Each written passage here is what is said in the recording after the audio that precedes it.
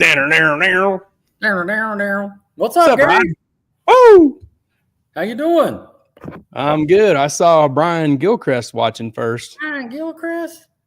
Yep. Jason Seipert is on now. Yeah? Heck yeah. How you doing?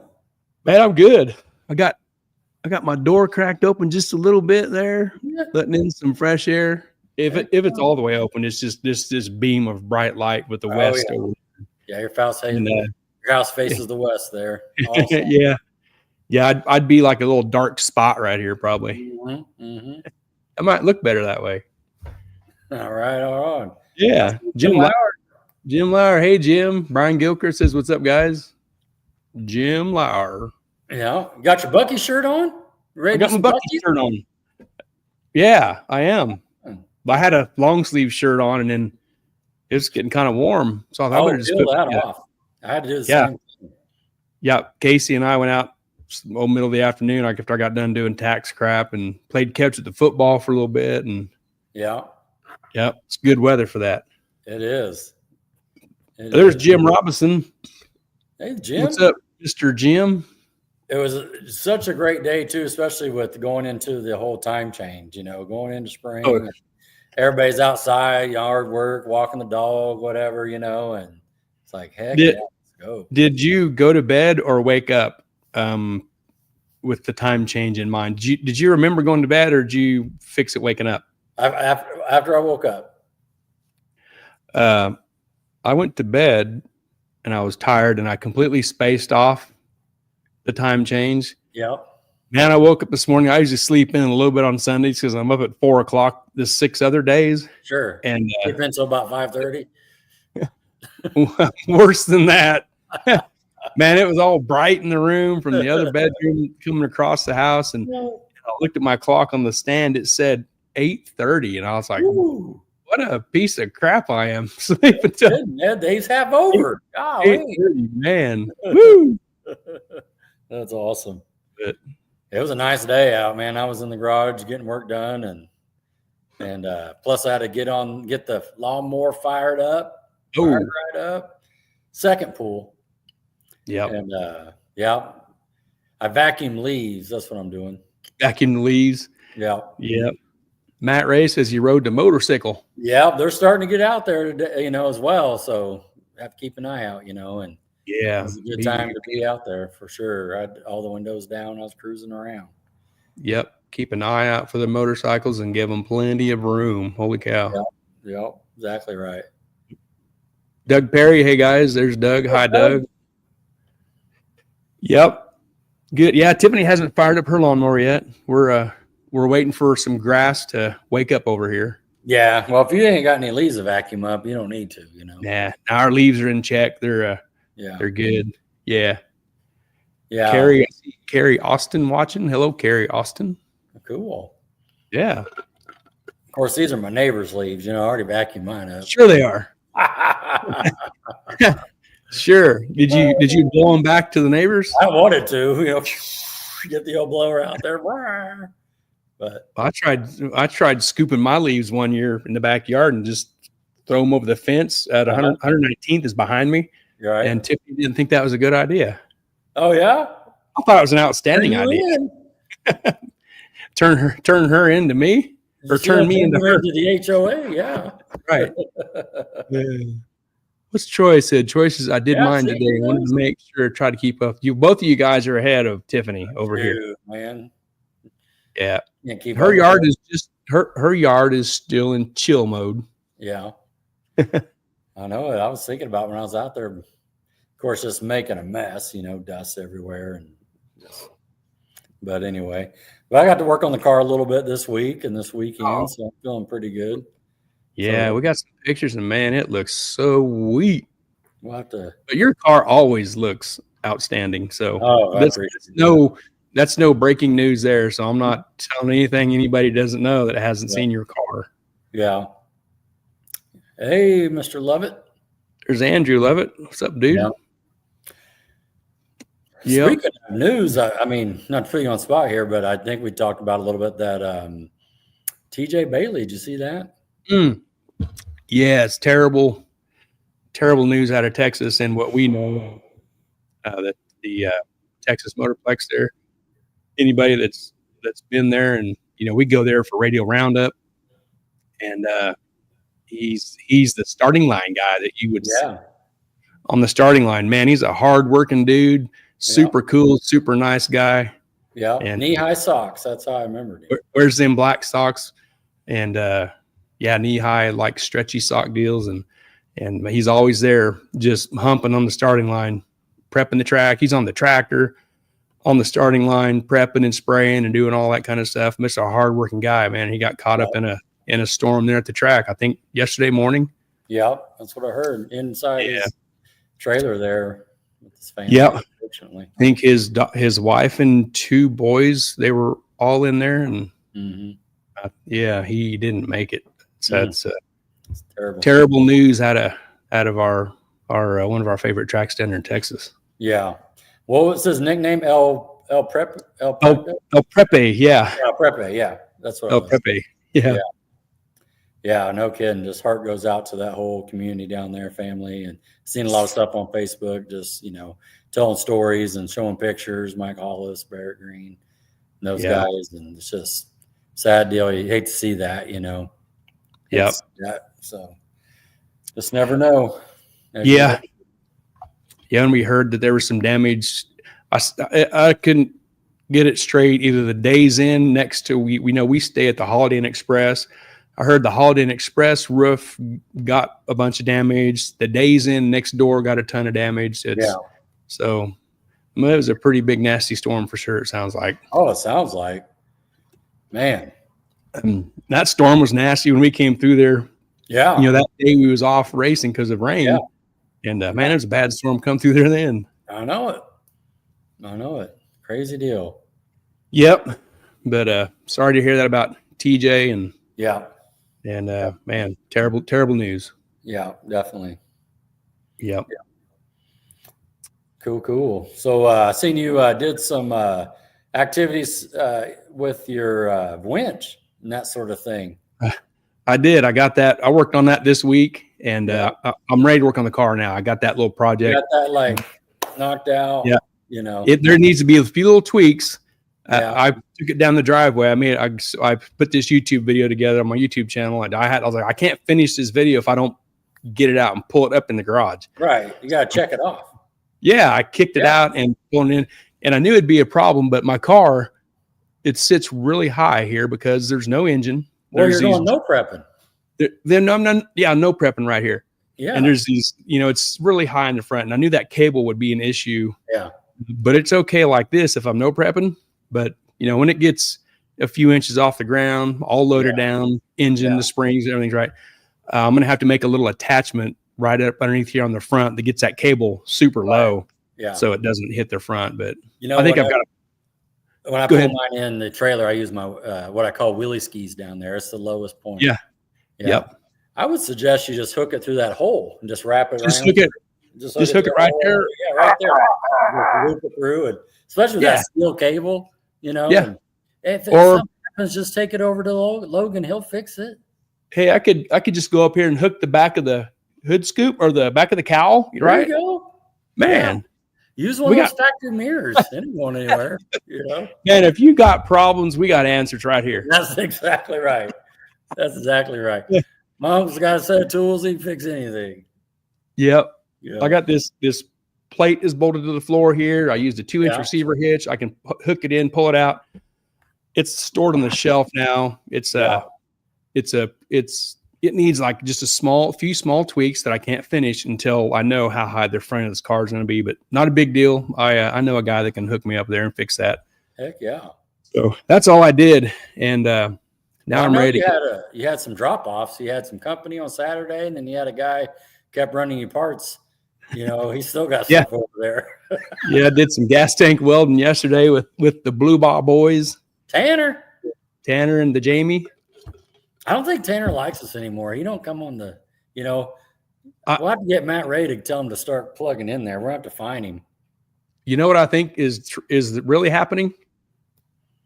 He's sleeping? When he is in when he is inside the door at Globe where he works on Maze Road, I think they lock the door from the outside. I think so too. And like where he can't unlock it and they leave him in there. Yeah, he told me he was going to buy a fifth wheel to put in the parking lot at Globe. That's right. You know, he'd rather drive back and forth.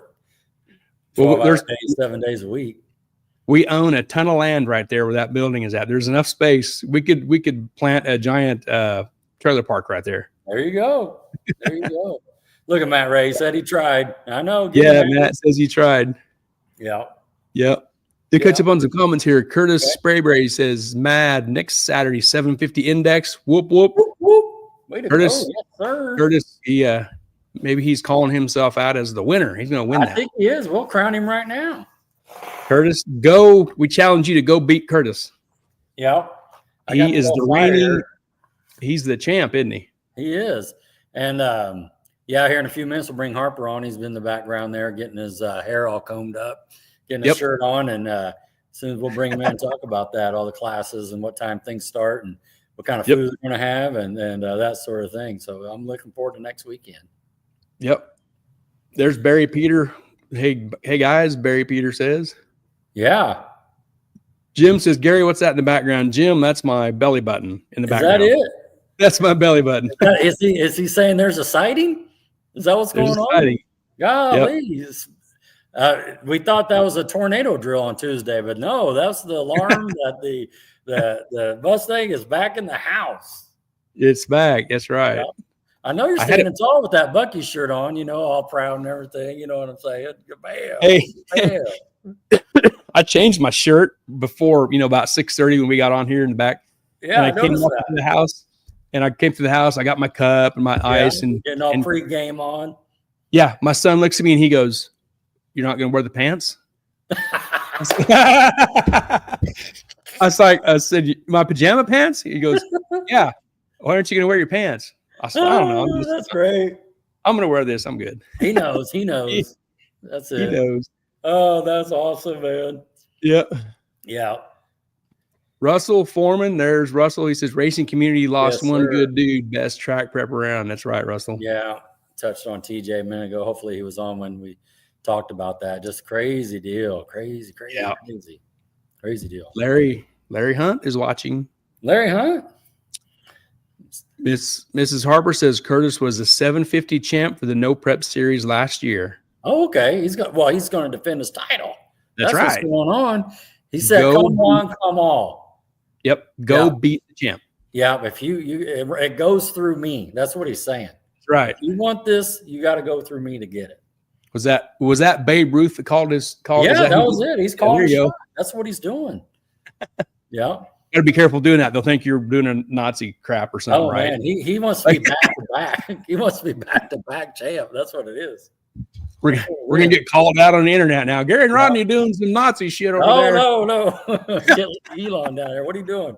Come on. That's it. Back to back, man. He's ready. Whoop whoop. Eric Summer watching. What's up, Eric? Eric, your car, your black Fairlane, your Galaxy, made the picture of one of the No Prep deals we're gonna pull up later. Oh yeah. I saw that. That's awesome. Yeah. Yep. Is it the No Prep or a test and tune? I forget. Yeah, for the test and tune on the 22nd. Yeah. The following Saturday. Yeah, I was like, that's a great car. Putting in work out there, you'll probably see in a little bit. Harper threw some No Prep on the track. You know, he sure did. It's ready down. But they also have a formula where they like you're feeding chickens. They just spray the No Prep out. You know what I mean? And we'll see here in a little bit. He's out there cleaning it up, but like. We're out there watching. Feeding the chickens. Mm-hmm. Yep.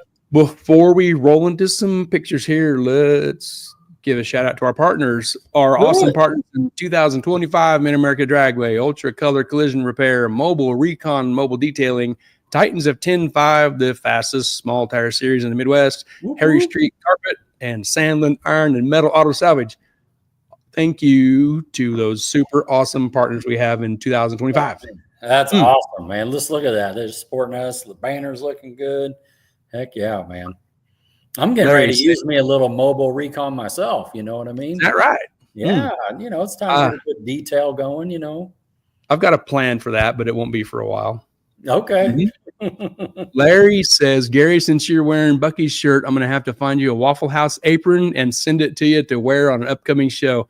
Smothered, splattered, scattered. God, that's a great idea. Oh my goodness. I've got a Waffle House shirt. Yeah. I'm sure you believe that because I got one. Oh yeah. I've seen you wear it. An apron. Yeah. Lock it in. If you get it, Larry, he's going to wear it. I don't have an apron. Larry, that's a challenge. You get that apron and send it over. Hey, there you go. Lock it in. Hey, better yet, with that, get me the Cooks. Oh, the white one? Don't they wear a paper hat deal? Yeah, yeah. Them greasy paper hats. Yeah, we'll call you chef. It's got to be like 4 feet tall too. You know what I mean? It's got to stand up there. You know? Yeah. Yeah. You can go in Hell's Kitchen. Hell's Kitchen. Yeah, I got Hell's Kitchen. Look in at my that! house. It's going to happen. He's locked. He's already ordered it. He's already ordered good. It. He's already good, ordered Larry. it. I can't. Hey, is it here yet? Come on. Yeah, I'm waiting. Come on now. Lock it. My mailbox is right down the road. Yeah. I got a pancake monster inside my house. This dude got braces last week. My son Casey. Oh man. Tiffany taught him how to make pancakes. Man, he is just eating pancakes like crazy. Yep. That's awesome. Yep. I had 2 of them about 5 o'clock tonight. He shared a couple with me. You're locked in. You're yeah. Let's give our YouTube page a quick shout here. Heads Up Racing Gary and Hot Rod Podcast on YouTube. Give it a subscribe, like, comment, say something cool, dumb, crazy. We don't care. Do all of it. My YouTube channel, Gary Putnam Racing, Welding and Fabrication. I'm doing stupid stuff there on the regular. You got to be good at doing something. Might as well be stupid. All right. Now it's fun. It's fun stuff. So check that out and give it a subscribe. Larry says gonna have peanut butter on them hotcakes. Oh man, I load it down with the butter and the Aunt Jemima syrup. You good stuff. Yeah, and he eats it on hers. He eats it plain. He would just grab it, fold it like a taco, and just eat it up. Huh? No syrup or butter or nothing. Huh? Nothing at all. Nope. No chocolate chips or nothing. No. No, I couldn't talk him into anything. Yeah. So, yeah. Chris Padgett watching. Ray Parsons. Right. Oh, you ready to rip through some stuff here? You got some stuff to show off? We got some IHRA news. Man, we got to ask Mr. Harper. It just so happens. And Gary, it's almost like we knew this was going to happen with IHRA because we asked Gary to come on the show to answer all the questions for that with the IHRA. Right. IHRA. You know, it's almost like we had insider information or something. It's like IHRA was watching. We announced Harper and release the IHRA schedule of the tracks. Release it. That's it. Yeah. So IHRA owner Daryl Cuddle, I guess if that's how you pronounce it, announced today, that was March 7th, that the organization has agreed in principle to purchase 7 premier drag racing tracks. The newly acquired tracks is National Trail Raceway in Ohio, Maryland International Raceway in Maryland, Milan Dragway in Michigan, Dragway 42 in Ohio, Darlington Dragway in South Carolina, Galat Motorsports Park in North Carolina, and Killcare Raceway in Ohio. Holy cow. Yeah. That's some news, isn't it? Yeah. See, and what Mrs. Harper just said, we got the inside track right here on speed dial. Yeah. Lower. The Dragway 42.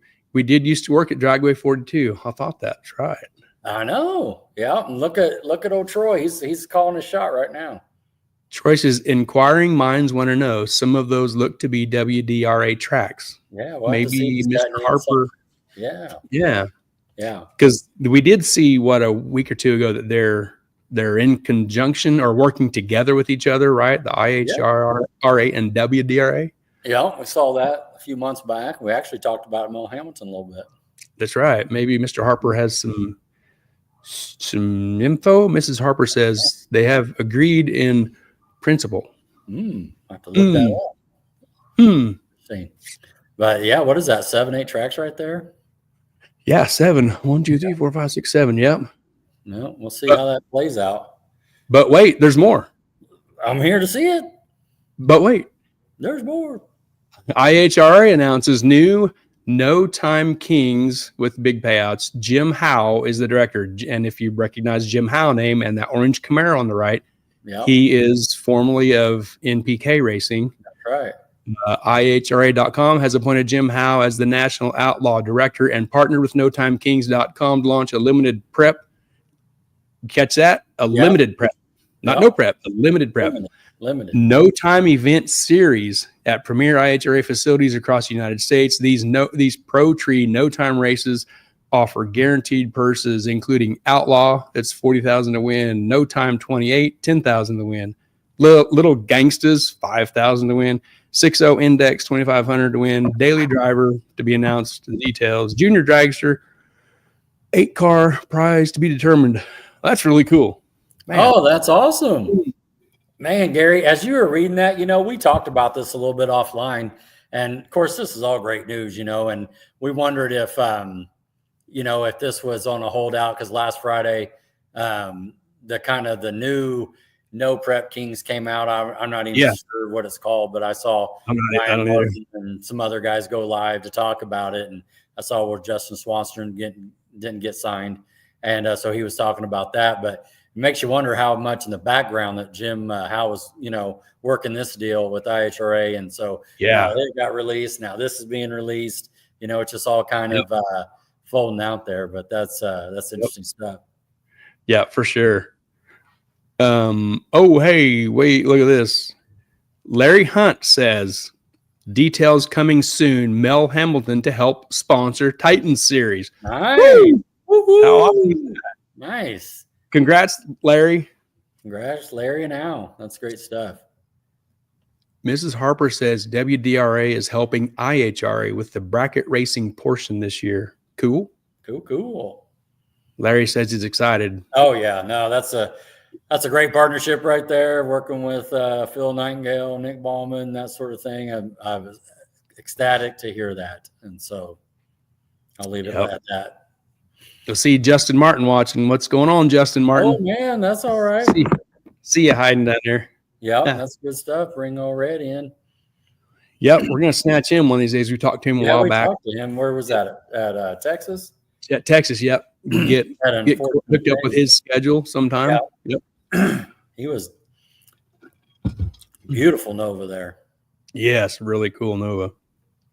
Well, let's roll into some of your stuff here. You did some work on your car this week, right? Yeah, I had to take a week off work, stay even on my vacation, and so I ended up working out in the garage. And so you're back here. I tell you what, Gary, you kind of moving your body around here, and to get back here to look at all this stuff, put all these screws in, and carpet and everything. My back's still hurting. Well, I've got a hatch. So I can just jump in there. I know, it's the only time. That's why I was just thinking about that. I was like, man, this is easy for Gary. He's got that hatch. Yeah. Keith come over last weekend. I got my car on Friday, and he stopped by Sunday afternoon, and the car was spun around. The hatch was open. We're snooping around. He's like, man, this is going to be so much easier to get in and around than Rodney's coupe. Absolutely. Yeah. No, it turned out good, though. Just put it all back together, got the interior back in, and I was going to tell you this is officially a street car because it's got 2 seats. I don't know if you got that. Oh, man. Yeah. Oh, you're hauling some weight. You got some strategic ballast going on. What's up? Well, and I don't know if you know this, but since it's got carpet, I can run daily driver. So. Oh, good idea. Yeah. I see. So, I don't know if you guys noticed that, but that's just a thing. Well, yeah. Yeah. Yep. It's got a dash, 2 seats, carpet. Look at that. And that's totally a joke. I hope everybody knows that. That's just me throwing smack around, But but no, so I'm just happy to get it back to this point, putting the transmission back in. There you go. So at this point, and so yeah, just ready to get back to racing. Look at that. Woo! Yeah, there it is.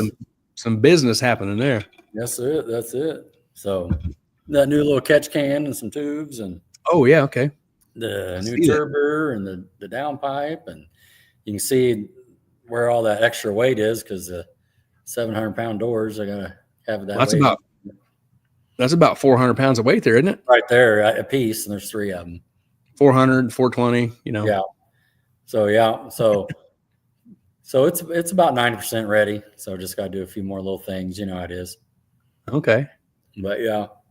Well, it looks good, man. It looks real good. Thank you. I'm ready to start going out. I'm ready to race Limited Street. Excited for the class. His car just kind of fits right in there, and a lot of nice cars in that class, and I think it's going to be a fun year. Yep, it is. We got a couple comments here.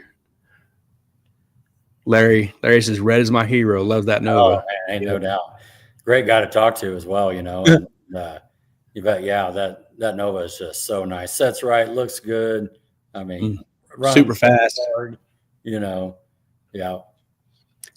So. Larry says, "Good-looking black hubcap on the front of the LS hot rod." Oh man, no. I know the front hubcaps are coming. I can't wait. I'm in Centerville, but yeah. Yeah, clean work. That says, looking good. Doug, but yeah, hopefully this week we'll get her fired up. I need to go back to Mel Hamilton, get a fitting or two, and you got that tube, and I got a piece over here for you. Yeah, just whenever we get to it. Yep. But I'll get it finished, cut, and welded tomorrow night. Cool. Sounds good. We was talking about Scott Linker's car late in the show last week. Yeah. And this popped up. This towing rollback company popped this up on Facebook this week, so I snagged it. It's a little different view of how cool that car looks. Man, even dirty, it looks crazy cool. Yeah, that thing looks fast standing still right there. Golly. Yeah, it looks good. Can't wait to see that out as well. Another nice player to come out and get down. So. Justin Heckman. Everybody knows Justin Heckman. This he posted up some pictures of his new car. Mm-hmm. It's a coupe. It looks just about like the old car. Sure. It looks really good. It's awesome. Yeah.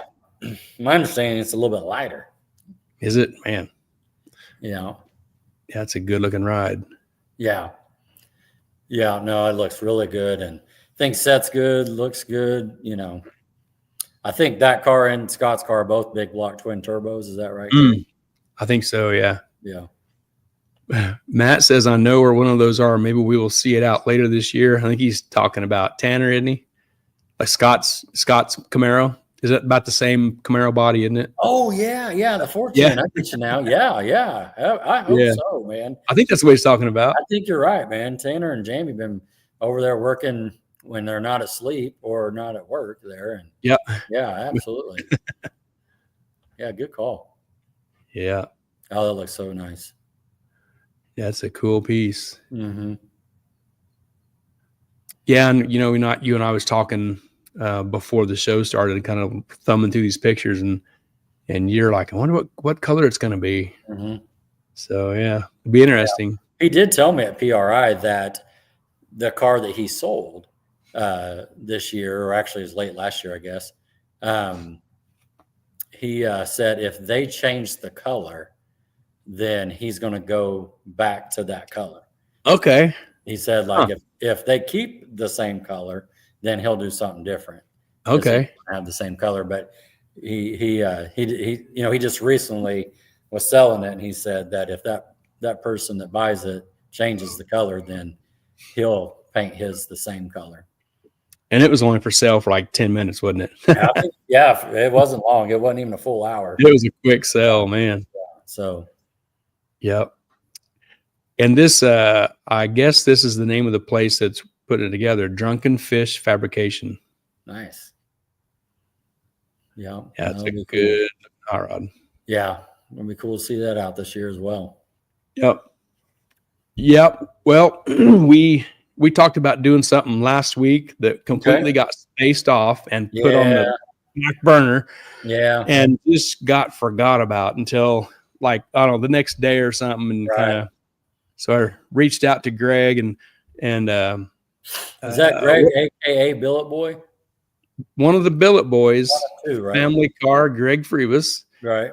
He reached out to us and said, let me just put it up here. He said, you can start taking guesses on the final weight on your show, and whoever is closest, I'll give a Family Car shirt once I get her out back together. she weighed 3,650 pounds with driver before this work started. And so this is Mr. Trump's beast on the bottom.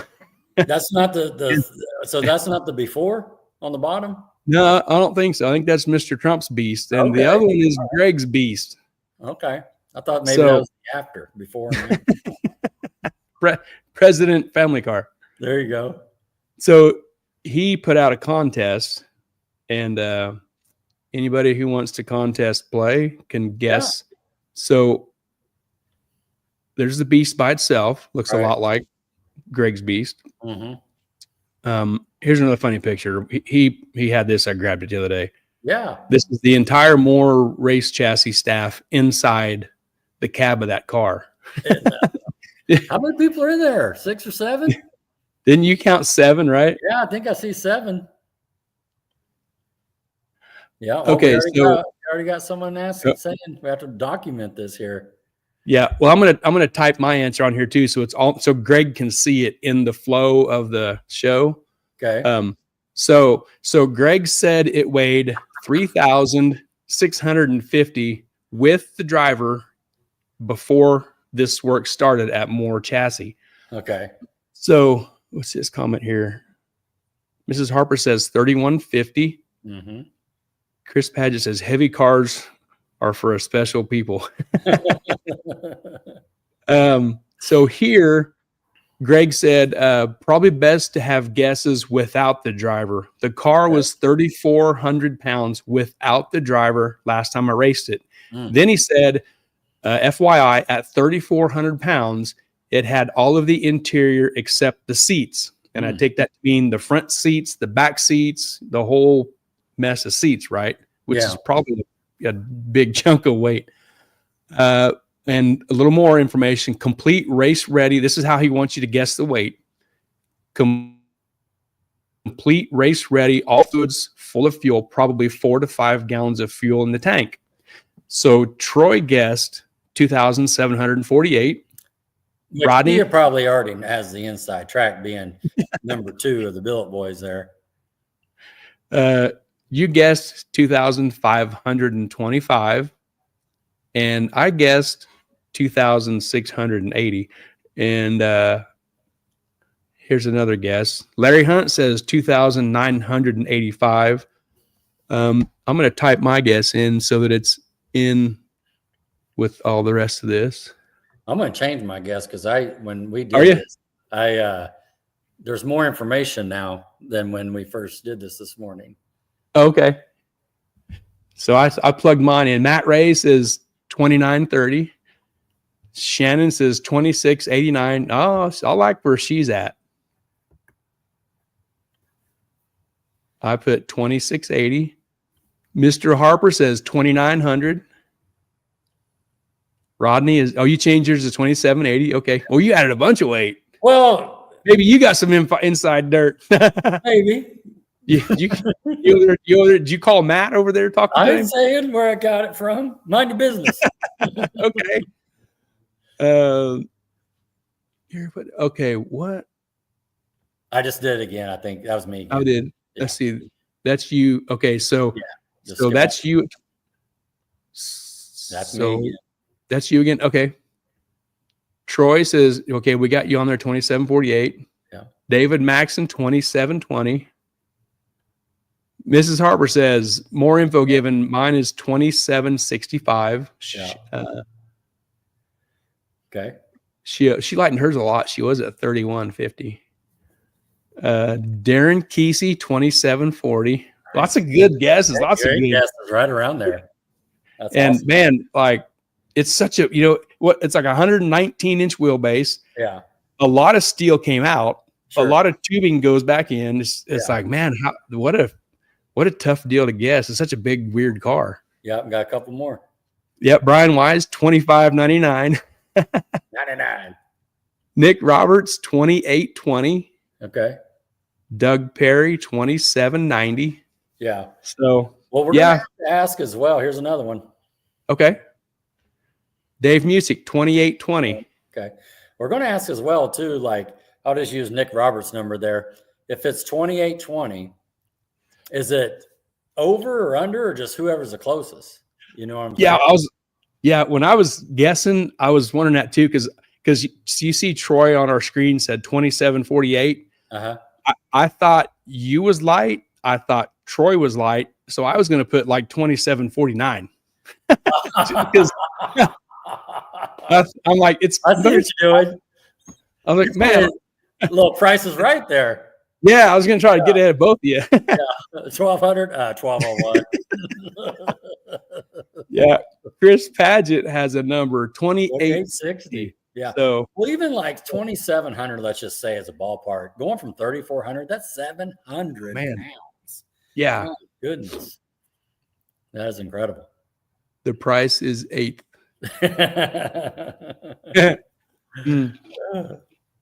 Cool. Yeah. And that car went, I think, 460s before and I only know that because I raced him and that was his time. Yeah. That's right. And to lose 700 pounds plus a different whatever motor thing. Yeah. Yeah. Oh, Shannon says closest without going over. She's making the rules here. That's Bob Barker rules. Mm-hmm. Yeah. Yeah. So. Oh, the price is right. That's what she was saying. Harper, not the price is 8. I got it now. Bob Barker math. Yeah, I got it now. Yeah. Yeah. So I haven't seen. Okay. Is Family Car on? Yeah, I didn't see it on our screen here, but I see on my phone. He says the closest. So the closest. Oh, the closest. Period. Over, under, doesn't matter. Okay, I see his comments on my phone, but they're not showing up on the right. I was going to say, I'm not seeing that either. Oh, I think. Greg says, y'all think. Yeah, I'm seeing it on my phone. You're right, Gary. Is he because he on YouTube? I don't know. Because I see yeah. So, Greg, your comment says closest. Which side of closest? Closest, under, over? Like, it don't matter. Oh, if it's to the left or to the right. It could be 3 off to the left, 2 off to the right, Closest. Yeah. He said, y'all think she's got a lot of junk in the trunk. Matt and them guys should have cut out all the junk in the trunk. Yeah. Yeah, that'll be fun. It'll be interesting to see where this ends up at and see who wins. Yeah. Troy sees his comment on Facebook. Okay. Good. Yeah. Yeah. Man, that is awesome, man. I'm glad to have fun with that. Super excited to hear that Mel Hamilton's wanting to come on with the Titan series. Yeah. And, just all good stuff going on here. So cool. What else you got? Yeah, and one more thing Greg said. He says either side, just the closest. Okay, there it is. It's official. Oh, yeah. The other thing I have is Harper stuff, and the next piece I'm going to wait for him to get here. Sounds good. So sounds good. We're done playing game show. We'll wait for the results whenever that is. Greg will let us know. He knows where we're at every Sunday night. When did he kind of predict that car was going to get out of the chassis shop there? I thought he told us late March. Was it late March? And then that too. And then he would work the whole month of April to get it together, ready for Titans at Mad in May. That's kind of what saying that because he said he's going to burn some vacation and some other stuff and try to, get as much as possible done there. Yep. When all your pieces are billet, though, it's not going to weigh that much. God, man, I know. Crazy. Yeah. Well, are we ready for the Mr. Harper? Yeah. You think he's got his hat on yet? Got his shirt on, tucked in and everything? Does he have his clothes on in there? I think so. I think he's ready. Let's hope. You ready? Yeah. Yeah. See, there he is. What's up, Mr. Harper? What's up, guys? Not only am I dressed with a shirt on, but I have my Titans 10-5 shirt. Oh, man. You. I am representing for sure. Heck yeah. That's awesome, man. He's ready to go. And what's your hat? Is that WDRA? Oh, of course. Yep. Oh, yeah. Yep. Good. Yep. Represent. Gotta fly the colors. Yeah. Right. Let's see. I'm representing Mel Hamilton, and Gary's trying to get free pulled pork or something, I'm trying to get a Buc-ee's sponsorship or get a Buc-ee's built at the Arc City exit. There you go. My wife always used to tell everybody that I was a hat whore, and if you could he will wear your hat if you have it on. So I wear a lot of different hats on purpose just so I can be seen. Right. Oh, you're in trouble now. Mama wants to know where you got that shirt at. Oh, well, Right there. Or did you get a Titans shirt? Oh, man. It was hanging up in my closet. My That's closet happens to be her closet too. That's it. I think it was her shirt. I think it's her shirt, but we're conveniently the same size. And now I'm wearing it. That's what she's saying. You're wearing your shirt. I don't. Larry, help me out here. Help her out. Hey, Larry, crickets. yeah. Just, Hey, we got another weight in. We got another guest on the family card. Goose says 3,000 on the dot. On the dot. Cool. There's Marvin Jenkins. What's up, Marvin? It's good seeing his car last week. You said we're not going to share it right now, but you had some insider information on that too, and I hope all that comes true. Me? Yeah. When you were talking to Marvin about all that other stuff that may appear out, remember building headers and all that? Remember Yeah. Just shut your mouth. I'm not saying anything. Marvin, it all comes true. Marvin's going to send a black SUV over here if you don't watch out. Yeah. A rope going to drop down behind you. Tom Cruise action. Guido and Vinny are going to come visit me over here. Have you guys seen the not to plug anybody, but the Fresh Pet dog food commercial with the mob guys? Yes. So what is this? What are we playing games here? And then all of a sudden tell everybody you were at grandma's house. Shipped him off to the river. We're done. That's awesome. Hilarious. Yeah, that's one of the best commercials ever. Oh, yeah. Well, Gary, if Marvin says anything, I'll just say he was sleeping. We were driving to Salina. You anyway, you were talking. You were saying talking about Marvin. Blah. Yeah, just speaking nonsense, which is what I do. That's funny. Darren Kesey says, I expect to see a Rod special spreadsheet on weight guesses. Oh, yeah. There you go. It'll be, the first number's got to be a high three, on that deal. I didn't lose 700 pounds. I'd put 700 pounds on, just racing lanes. Oh. Yeah. Yeah. Well, Mr. Harper, I got something to show you. Because this came up last week. Yes. Somebody said, I don't remember who it was. It was me. Was it you that was was curious how many times Mr. Harper had been on the show versus Larry? Wait a minute, ask him first. Don't show him. Just ask him how many. Okay. So how many times do you think you have been on, including tonight? 7. Okay, good guess. Is that your final answer? Oh, that's my final answer. Okay. How many times do you think Larry and Al have been on? 3 times. Oh, that's pretty close. Pretty close. Are you ready for the results? Sure.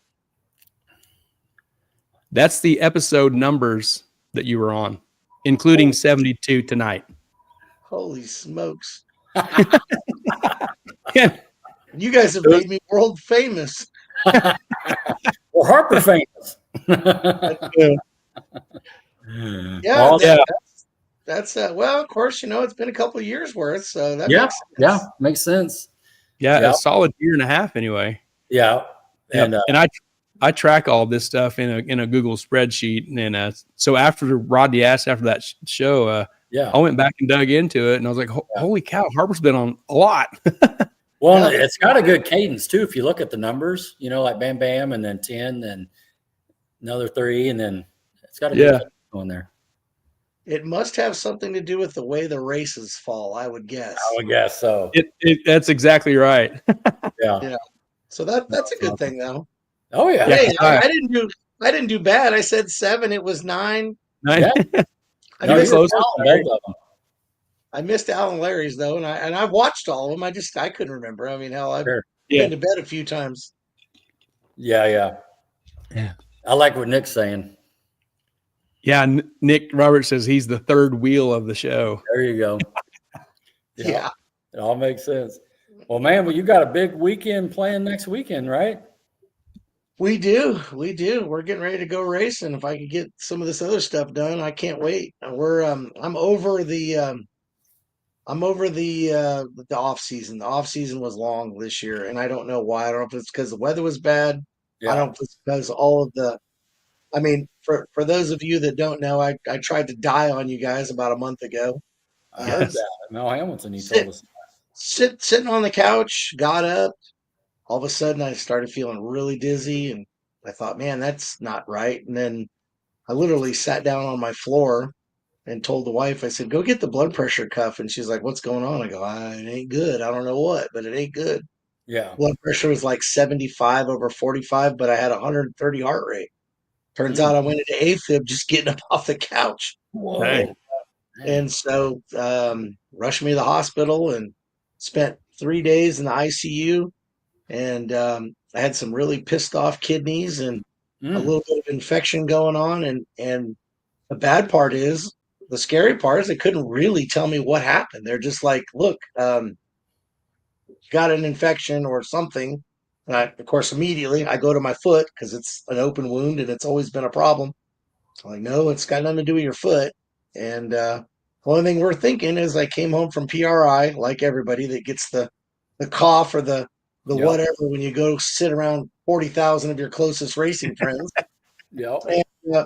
And so I come home and maybe I didn't shake it all the way. Something obviously went south. And because of what I do for a living, I get frustrated when I can't pinpoint the problem. And the doctor walks in, he goes, you're a car guy, right? And I'm like, yeah. And he goes, well, imagine you walked out of the Walmart parking lot and the whole side of your car's caved in. Are you going to spend the next 2 weeks trying to figure out who caved your car in, or are you going to run it over to the body shop and get it fixed? And I said, well, sure. As long as I'm taking it to Ultra Color, we're good. They got it. He goes, nice. He goes, that must be a sponsor plug. I said, absolutely it is. Anytime I'm talking to somebody, there's a sponsor plug there. That's it. And he says, honestly, we don't know what happened, but I know how to fix it. And if you follow these steps, we're going to get you fixed up. So I said, okay. So Awesome. They ended up shocking me back into place. Thank God I was out for that procedure because I'm sure that would be exciting. But oh my goodness, funny story is I'm in the operating room where they do the procedure, and they put these big pads on your chest so that when they do shock you, it doesn't like leave marks or burn your skin. Whoa. And the gal reached over to tear that thing off, and I woke up, and I wasn't supposed to. And it about scared the hell out of her. And then, of course, she's frantically like panicked, and I'm like, what? I mean, I just woke up out of nowhere, and I'm like, she's like, you're supposed to be asleep for another 20 minutes. And I go, I'm awake now. And she goes, you know, it's really going to suck. And I go, what's that? She goes, I got to tear that other one off now. So they're trying to peel this 6x3 sticker that's on my chest. She's trying to peel it off. And I'm just like, So it was comical, but we got through it. We're on the mend. We are wearing a portable defibrillator just in case. They're doing some monitoring, and we go back in a couple of weeks and see what happens. I haven't had any episodes, knock on wood, but they were afraid that if I didn't wear the defibrillator and I had an issue, that there wouldn't be enough time, especially like located at the racetrack. You know, I'm out there working on a Tuesday. Something goes south. They said by the time an ambulance got there to shock you, there's a good possibility you'd be gone. I said, I'll take the insurance policy. So wow. That's what we're doing there. The foot's almost healed. Thank God, knock on wood. We're close there. Yeah, it is. It is. It's probably the closest I've been to healed. Of course, now the season's starting, so we'll see how it goes. But I'm going to try to do my damnedest to stay off of it as much as I can. And then, you know, things pop up like an 8-hour day today out in the sunshine. So we'll see how it goes. While you're doing the prep and putting the no prep down, with that foot situation, maybe this year we'll see you without the boot? Probably not. The boot is actually a protective unit at this point. My foot 4 years ago, went through a pretty dramatic trauma in the fact that it got a bunch of infection in the bone. The bone got soft. I wouldn't stay off of it because I'm an idiot. And it literally took the bottom of my foot and shaped it like a rocking chair. So now problem is instead of having an arch, mine goes the other way, like a rocking chair. And so the sore's always been on the bottom of that deal because your foot was never designed to have weight there. The arch was not the spot. They want it on the heel, they want it on the front. So that boot internally is shaped like a backwards rocking chair that gives a spot or a pocket for that part of the foot that they don't want the weight on it. So probably always have the boot, or I might be in a corrective shoe that's similar. But we've tried the shoes before, and let me tell you, the racetrack does not like them shoes. I wiped out a $300 pair of shoes in one weekend. So Mama said, no more shoes. You're in the boot. So you guys will probably all be in the boot, but hopefully we're in the boot without an open wound. That's the goal. Okay. Good up. Wow. So funky tan lines are going to be me forever. Because let me tell you, it makes a hell of a tan line with that boot. I get about an inch and a half of above my shorts that gets just tan as can be, and white above and white below. It's the funniest damn thing ever. You got racing stripes. I got racing stripes. I totally have racing stripes. Oh, great. Cool. But yeah, so other than that, we've been a little bit behind the 8 ball on some of our flyers and stuff, and we apologize for that. It's not that it doesn't mean the world to us, but we've kind of had some crazy things going on with health, and so we're just finally getting caught up. We've got to go meet last week some of our marketing partners and get some of that stuff situated, and great.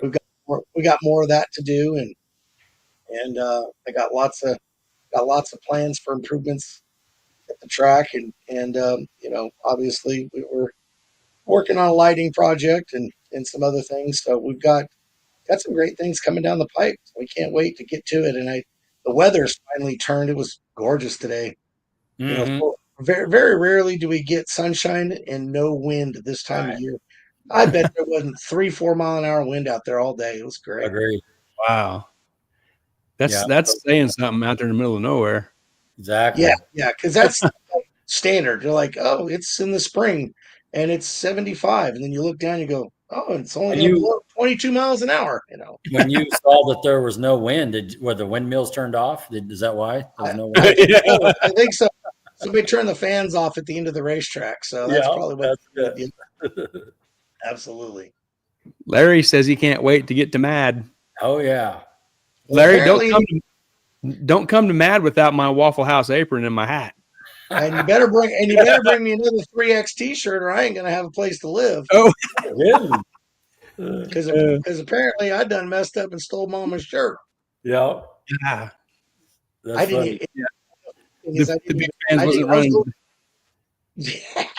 I was going through the closet and I'm like, oh, that's a cool shirt to wear. That's right here. Didn't realize it was mine. I mean, it's good. Cool. So anyway. So you ready to open the doors? You ready for next weekend? No. Oh. Not even close. But we're getting close. Yeah. We'll be closer probably about Wednesday, but as of right now, we're up to our eyeballs in no prep. Mm-hmm. Yeah. A while ago, Jason Holland said, "Is that track ready?" And he was laughing. He knows better because he was going to come play today, and I call him and tell him, the best line ever, and we'll get to the pictures, but the best line ever is, "I got a no prep car that'll hook up on a dirt road." Oh, okay, well, I got one of those. So bring it on. Come on down. I got your dirt road, which we're probably going to find a wall before it's over with, but I got a dirt road. Yeah. I just thought that was no prep you were laying down. Like you lay down glue, Yeah. Sprinkle a little no prep on it. Yeah. Like Not so much. I would probably be willing to let some of the certain, if there's a few guys that I know that are crazy enough to pull it off, and I actually think they could keep it between the walls, but for the average guy, not so much. I think Nick Roberts saying challenge accepted there. Nick says I'd go down. Yeah, he would, but he's one of the few that I would say let's get after it. Jason says, yeah, he'd try to go down. Yeah, but there's one problem. See, Jason and I had a nice conversation this morning. He had the best one-liner deal that I ever had, and I said, man, I said all the index cars they're going to struggle because they're mostly or they're my bracket cars that just are coming out to play. I said they wouldn't have any chance in hell, and he goes, yeah, and there's a lot of downtime in between wrecks. Yeah. Oh, wow. Well, he's not wrong. Yeah, no. So I'm like, yeah, no, we don't want to do no downtime between racks. That's not a good saying. Yeah. Cool. Oh yeah. Gary, what picture you got there? Well, we got a real nice picture. Let's jump out of the way here. What? That's it. This is your. This will hook on a dirt road. There it is. Yeah, we broomed the one little section there that looks a little bit black, and the other side is just. I mean, it is. Yeah, it's bad. Yeah, it's way bad. It's way bad. So I mean, so this just happened recently because I know you've had people go down a couple weeks. Yeah, a month ago. Hell, we ran last Saturday. I mean, and it was fine. And the right lane honestly had a little bit of dirt in it, dust. We knew we were going to have to clean it up, but it was in a state of we could broom it off, clean it. Honestly, everybody knows Nick came out and made a couple of laps last week and ended up hurting his motor, but we literally broomed off the left lane. Donnie spent about 15 minutes on the tractor, just made a couple of laps to knock everything off of it. Nick's like, it's good to go. Let's go. And he went, and that car went right down it. It's, it was a little treacherous on the top end, but he was straight as an arrow and he did his deal. But, and we were planning on working on it a little bit during the week, but then apparently that storm that came through here Wednesday or Thursday, the problem with the racetrack, obviously with it being a black surface, is it yeah, look at that. I mean, that's brooming it, and that's as good as it would get. And that's a couple of passes with the broom. And I'm like, yeah, it ain't coming off. We're gonna have to wash it. The rain hits it, it gets wet, the dirt blows, it lands on it, then the water evaporates off and the sun beats on it and it turns it to like a crust. I mean, it's embedded in the rubber. It's done. I mean, now you can go over to the spots like in between the lanes and just hit it with a broom and it comes right off. But the fact that it's got the black, it's got the rubber, it has some sticky, it's just done. So now the process is power wash all the dirt off that you can, sprinkle out some laundry detergent, scrub it in, and power wash it. And it's every 10 feet. You're doing a block. Go to the next one. Go to the next one. Go to the next one. It's a long ass process. How long does it take to do a 10-foot swipe? About 10 to 12 minutes. Man. And I worked on it from 10 a.m. till 4 o'clock, and I got to 80 feet in both lanes. Here's the math. I got 850 feet to go. Nick says he likes it. It keeps the fast guys like Rodney at home. Yeah. At home or in my wall, one of the two. Yeah, one of the two. Yeah. Oh man. Woo. So you don't need nobody in the wall. Yeah. Oh. So I just I wasn't the hugest no prep fan in the first place because I'm like, I don't know enough about it. I heard so many horror stories from other track operators, and I'm like, hey, man, it looks like it could be a lot of fun. And then I sat down with Nick and he's like, listen, it's not that big a deal. We can do that. We can make that happen. This is what we need to do. And the race went smooth. And then, we had a lot of fun, about the only complaint that we internally had, which was the first no prep that we did last March. When we opened the gates, we didn't get the concession stand opened up soon enough that day. So all of a sudden, like, there's a line and there's a big line and we're not catching up and we're not even getting close to caught up. Yeah. And so we appreciate everybody's patience. we've got that situation remedied. We'll be open plenty of time to make sure things happen, but we just didn't expect to get run over like we did. The no prep thing has a huge following, and a lot of it's the same guys that come out for the prep races. But we had a few guys that we had never seen before, and so you're like, hey, this is pretty cool. I think scheduling wise this year, it's going to be better because um, kids not running an index race or a bracket race the same weekend we're trying to do any of the heads up stuff. They're kind of staying off of that. So I think it ends up giving us more index cars and more guys that want to come play. And even the index guys have realized after they pour their own puddle and run up and down the track a few times by second round, track's damn near what I do at a bracket race for prep. Yeah, it's pretty good. So yeah, it's pretty good. I mean, we had it real good last week. When Nick came out for a couple passes and I was out there walking around, I'm like, shit, you could line up a 480 dragster and go right down this thing. So it's definitely a different deal. For us, it's a potential to make a little bit more money. I ordered $9,000 worth of glue and I'm getting 6 barrels. And that's realistic.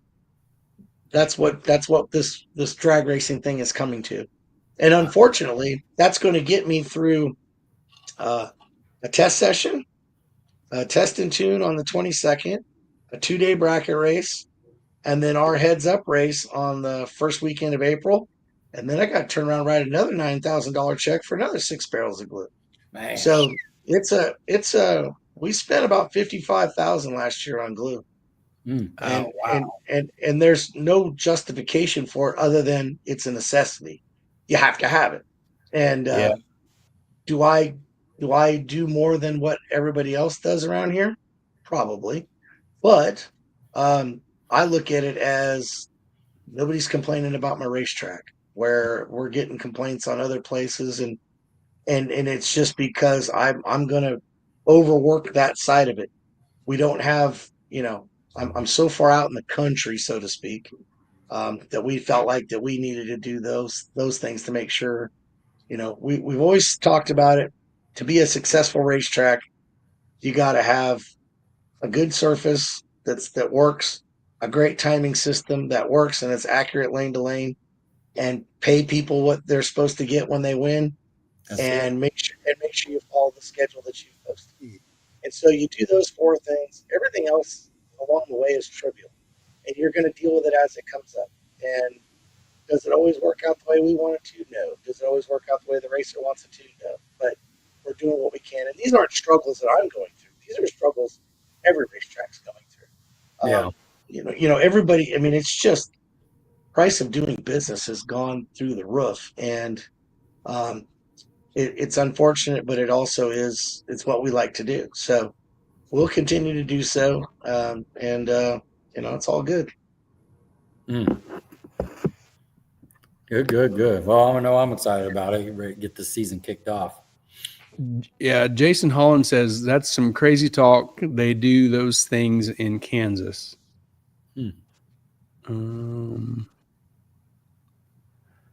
What's that? Yeah, I don't know. Racing with glue on the track? Yeah, he's heard of that before. Chris Padgett says well worth the drive. He lives up by the Hutch area. Yeah. And he comes down to race with you at Arc City. Andrew says we will be at the track this weekend. Andrew Lovett. Cool. That'd be awesome. Nick says, what, you mean you actually pay out guaranteed payouts?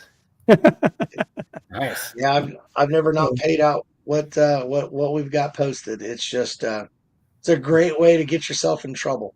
And I don't want to be in I don't need the hassle. I have great ownership. I got to we did the swap meet this weekend. I got to spend 2 days with Jim, which could be a blessing and a curse at the same time, because I think I heard the same story 3 times in 2 days, but that's okay. That's how Jim rolls.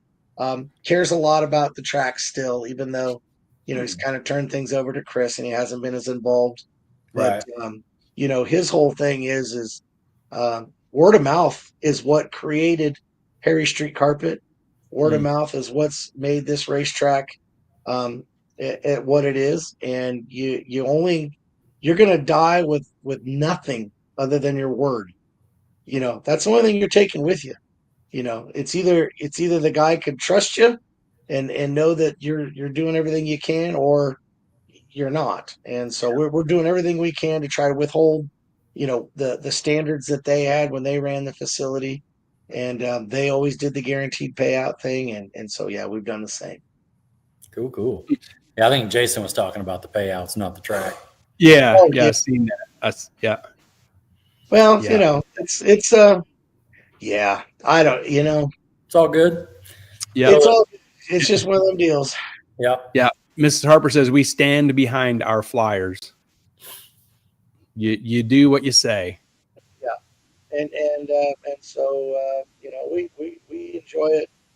It's hard though. This is a tough business to be in. Trying to figure out, can I stay in business and still pay out enough to draw? And it's a bad situation because the more you pay out, it's a simple deal. The more you pay out, the bigger the hitters that you'll draw in. The bad thing is the local guy will now feel like I don't have a chance, so I'm going to stay home. Say this no prep deal in small tire. All of a sudden, I say it's going to pay $10,000. You're going to have 4 or 5 major hitters and look around, and nobody else is coming. You're not going to get the local guy to come because it's going to say, "There's no way in hell I can compete with that." So it's a fine line there. How much is too much, and how much is just right? And so that's why that is into consideration when we've done some of these payouts. We've never really added money to any of these races before, because we're like, well, if you add too much, some big dog's going to show up and chase all the puppies away, and you need the puppies. I'm in the same boat with the bracket racing side. $2,000 to win Super Pro. Well, if I bumped it to $3,000, I'm going to draw 5 or 6 more hitters from the Kansas City area, and I'm going to take 15 guys that live in Wichita that are going to go, yeah, I'm not doing that. So it's just it's a fine line. You just do what you can do and hope for the best. But we got the right. We're not to get political, but we got the right guy in office now. I think some shit's going to start happening. Yeah, and we're gonna end up in a lot better situation with some of our expenses. I think are going to go down. It's going to take a little bit of time, but we're eventually going to get where we need to be. And I think overall, even at Mel Hamilton, when we were talking to all the guys and places that I've run into, and even the vibe at PRI, like the vibe of being in racing right now is just fantastic. Like everybody's excited, everybody's ready to go. Just can't wait for the new season to get started. Once I clean the track that's got the mud all the way to, and it's and the stupid part is right where we quit spraying at about 850 feet, it's clean as a whistle. You can go down there and there ain't shit down there. But anywhere where it has got glue and a lot of rubber, horrible, terrible. It's got teeth. Before I jump to the next picture that shows a sand pile that you gathered, you was talking about expenses a little bit ago, and you mentioned for a year at $55,000 for glue, right? Yep. So I don't know, you probably know, and this is in line with me and Rodney and the kind of racing we do with the drag radial stuff. You prep for the drag radial track. It's it's a more aggressive style of prep. If you didn't have to cater to the drag radial prep, how much would that change the cost of your prep for the year? Dramatically. Like cut it in half or more? I went through 6 barrels of glue for the Titans race at $1,525 a barrel. So what I'm getting, and I could do a bracket racing weekend on a barrel. So 5-to-1 ratio. Now the Titans deal was, you guys, you were there. The weather was a little hotter than it needed to be, and we were trying to compensate for some stuff, and so we kept spraying, and we had breakdowns and issues, and cleanups, and so that requires more glue. And we did the Friday night thing, and then we did the Saturday thing, and so that's a little more than normal. Normally, we would go through when we did the bikes, and you guys, it's usually good for 3 barrels. You can guarantee that if you do any testing at all, it's going to kill a full barrel, and then I'm going to go through 2 barrels a deal. You got to figure it sprays 12 gallons per lane, only going to eighth mile. So you time you do that, you spray both lanes, you killed 24 gallons. The stuff is it's about $28-$29 a gallon. So it's every time you go down the track, you're like, guys call me up and they go, I want to go testing. I go, what do you want to do? I want to do radial prep. I said, okay, 1 lane. I said, we start the thing out at $1,000 and it's $400 every time I go spray it. How many times you want me to spray it? And they're like, really? And I'm like, and that's just covering cost. That's not, I ain't getting rich. I ain't making no money. I'm just covering the cost. Yeah. So the radial thing. And so when I look at 700 spectators for a no prep race or 700 spectators for a radial race, I like doing the no prep race because I got no glue.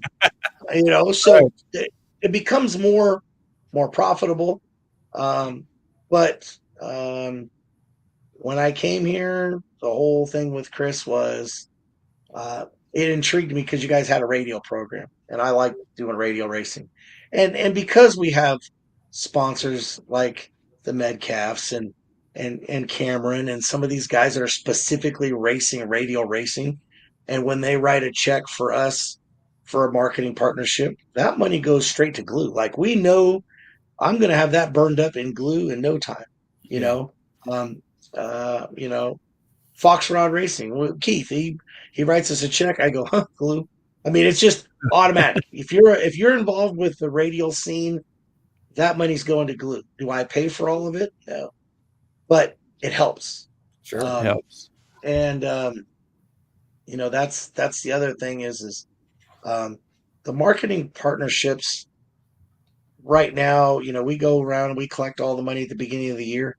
That's just to get us started. We spend $15,000 to $18,000 getting started up every year. You just know that there's built-in costs that are going to be involved, and you're going to have this stuff. And hell, just to get, you think we've got 2 side-by-sides, 2 golf carts. We got the generator. We've got the telehandler. We got the John Deere tractor. And all that stuff gets oil changes and filters and air filters at the beginning of the year. Imagine what it costs to put all the filters and oil and all that stuff. Yeah. Right. And it's a cost that when guys rolling through the gate and he's paying your $200 entry fee and he's looking at it pays $2,000 to win. And they're like, well, they had a lot of people there today. We should make more money. And I'm looking at it going, dude, we didn't even break even. Like we're behind the 8 ball on so much of that stuff. It's not to complain. Like I said, every track's going through it. We've discussed that there's no new tracks. Flying H was a new facility that got built, but they're few and far between. There's more tracks closed than there are being built. And part of it's because the land costs so much money, and then the operating costs are so damn high that, it's one of them deals if you worked your ass off, you had great weather, good car counts, ran a smooth deal, didn't tear up a bunch of shit. A track this size, if it made between $60,000 and $100,000 a year profit, you'd be doing cartwheels. And trust me, you don't want to try to do cartwheels. But that is realistic. That's a huge number. And so, if you put $3 million in the facility, you ain't never going to make that money back. Mm-hmm. The investment, from what I've heard, the Flying H deal was like an $8 million investment. And how many years of $100,000 in profit does it take to make up $8 million? Lifetime's worth. Takes a while. Yeah, it takes a while. So it takes marketing partners. It takes guys. I know people. They get upset because you're harping on them all the time, and then we're calling them out over the PA, and we're saying, hey, please go here, use them. Hey, go buy this from there. Those things all make a difference because if they don't get a return on investment, There's no reason for them to do it. And if they don't see a return on investment and they don't do it, and now you don't have their check, things are going to start getting tight. And so, we ask that everybody uses our marketing partners. We're constantly pushing them. We're constantly talking about it. And I know that it gets old in certain people's minds, but that's why. That's why, because they're so important. We got to have them. So, but yeah, the radial thing just wipes us out as far as cost to deal. But so look at that picture. You see where it's cracked about a quarter of the way up, and you see that dirt that's filled in the crack across the track. Yeah. Those are the cracks. They're all up and down the racetrack. Some of them are. That one's pretty extensive. That one. If you put an 8-foot level on it, it's going to teeter about a quarter of an inch. Oh. So when those guys hit those with a car like Rodney's, that's what's going to knock it loose at the top end. That's what's going to put you on the traction control and that kind of stuff. We're in the process right now purchasing a grinder that's made specifically for fixing those. That I will own the grinder, and I will be able to go out there and touch those things up as they go. The transition changes 3 times a year in how the transition between the concrete and the asphalt sets. And when I say change, I'm talking 40, 50 thousandths. I'm not talking quarter of an inch. I'm just minute changes. There's probably 25 of those cracks in each lane. Wow. So we're looking at purchasing a grinder. That's going, it's a $3,000 investment that I will be able. It's basically looks like a lawnmower, but it's got a big 10-inch diamond wheel on the front of it, and it's designed that you would basically walk that crack, walk across it, put your straight edge on it. Didn't get it all, hit it again, put the straight edge on. Wow. It. Go to the next crack. That will be done before we get to I'm hoping to get it done by the April small tire race. It will definitely be done by the Titans race. So those are the kinds of things. Those are kinds of things that as a marketing partner, getting involved in this facility does you some good because we're constantly trying to make it better. Yes. And so, the lighting package that we're looking at doing, we've got the poles. We've already started cutting holes. Wichita Concrete's going to come help us finish cutting because we were using stuff that you would use at your house to do one hole. Not, I got to do 15 of them. In this case, we're doing like 18 of them. So he's got a big cutter that'll cut like 10 inches of concrete. We've got a deal that only cuts 5, and then we literally have to jackhammer the rest of it out. And it's just, oh God, it's just killing us. I mean, it's 4 hours to cut one hole, and I've got 18 of them to do. So we're going to get him to come help us out and make that go. Robert Flukes, obviously helped us do that return road section 2 years ago, and Robert's no prep racer, so Robert's going to come help us get those done. And then we're waiting on some wire and the actual lights to come from another container. The poles are here. We're going to get the poles up, lights will go up, and then on to the next thing. This concrete, though, I mean, when you look at that, it's pretty extensive. Yeah. But if it was clean and sprayed, you wouldn't notice it. But right. they're all through it. And so there's a couple of spots even where the blocks of concrete have a 70, 80 thousandths thing. If you could just knock the edge off, it's going to make the cars better. And those are the kinds of things that are going to set the 399 versus the 405.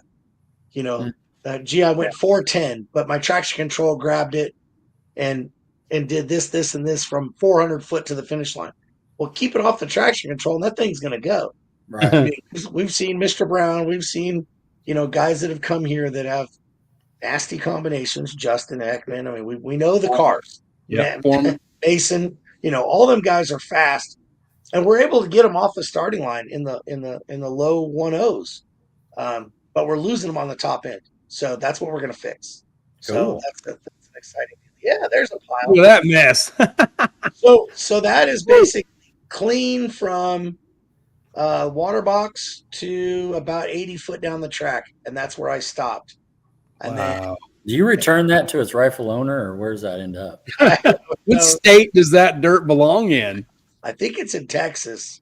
I think Yeah. that same mess that went on down there came up here. I mean, Yeah. And we have like 60, 80 mile an hour winds that day? Yeah. yes, It's yes. bad. And the problem is we thought it would happen, and then it's just there, and it's you can get frustrated, you can get pissed, or you can fix it.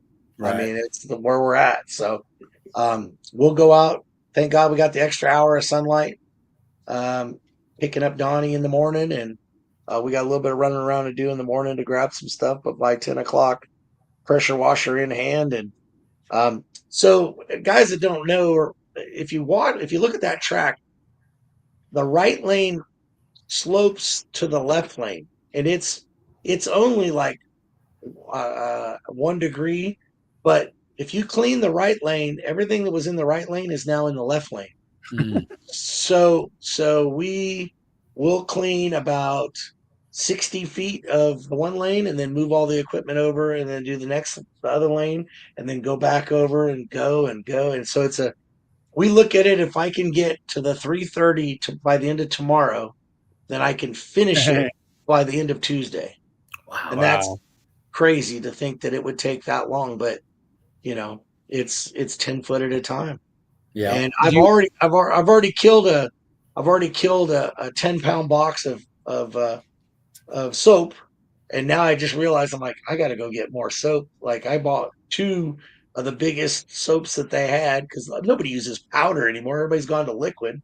Mm-hmm. And I've tried liquid before. That's a mess. That just turns into a bubble show. So you gotta have. Oh God, it's hilarious. Yeah, you hit it with a car washer and it just turns into bubbles and shit goes everywhere. So if you do a burnout and you get bubbles out of your burnout. yeah. And that's the thing. You have to rinse this thing rinse it, right? You're flooding the track because if you don't, that soap residue reacts to the glue. Yep. These are all things I'm telling you because yes, I've done it before. Yeah. It's not good. Got experience. Well, yeah. So do you remember my suggestion to keep the dirt off the track? yeah, you said close the door. Close the damn door. Close Keep the the door. dirt out. Close the door. I said you ought to put a pool cover over it, you know? Rodney said put a cover over it. Yeah, I mean, Yeah. just like you're at the baseball game, you know? That's right. I'll keep washing the track. If we got the money to put a pool cover over that so much, we could pave that parking right next to the track, and we'll have us a hell of a pit area. That's right. Woo!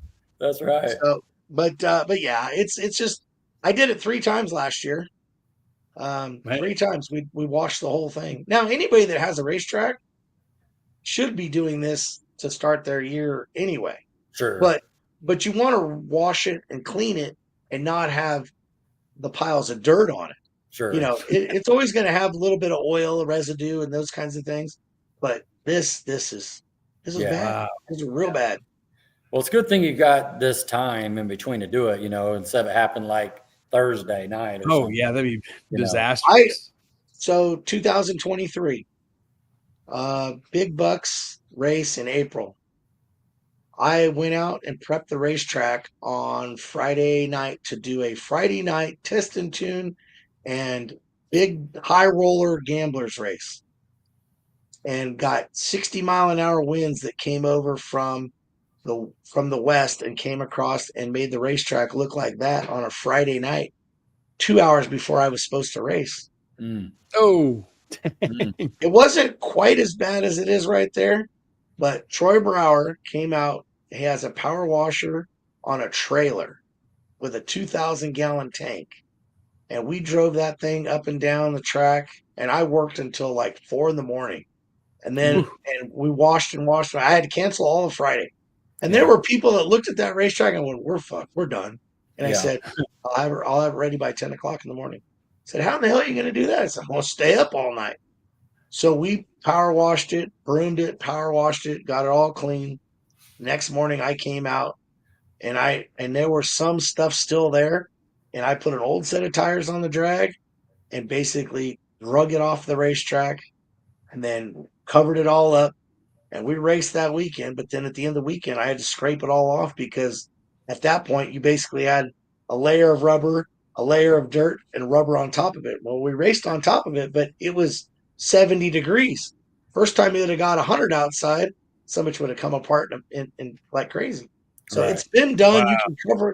You can cover it up and race on top, but the longevity of it, not so much. And you're not going to radio race. That happens before a radio race. We just tell everybody, have a nice day. Thanks for coming. Thanks for playing along. Because you couldn't deal with it. So Wow. Dragway 42 was a beautiful facility. I used to work there, and the track was down in a valley.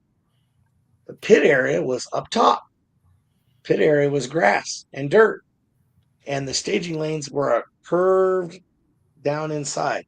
So anytime you had rain, heavy rain, the dirt stuff would come down the staging lanes and go right down the racetrack like a funnel.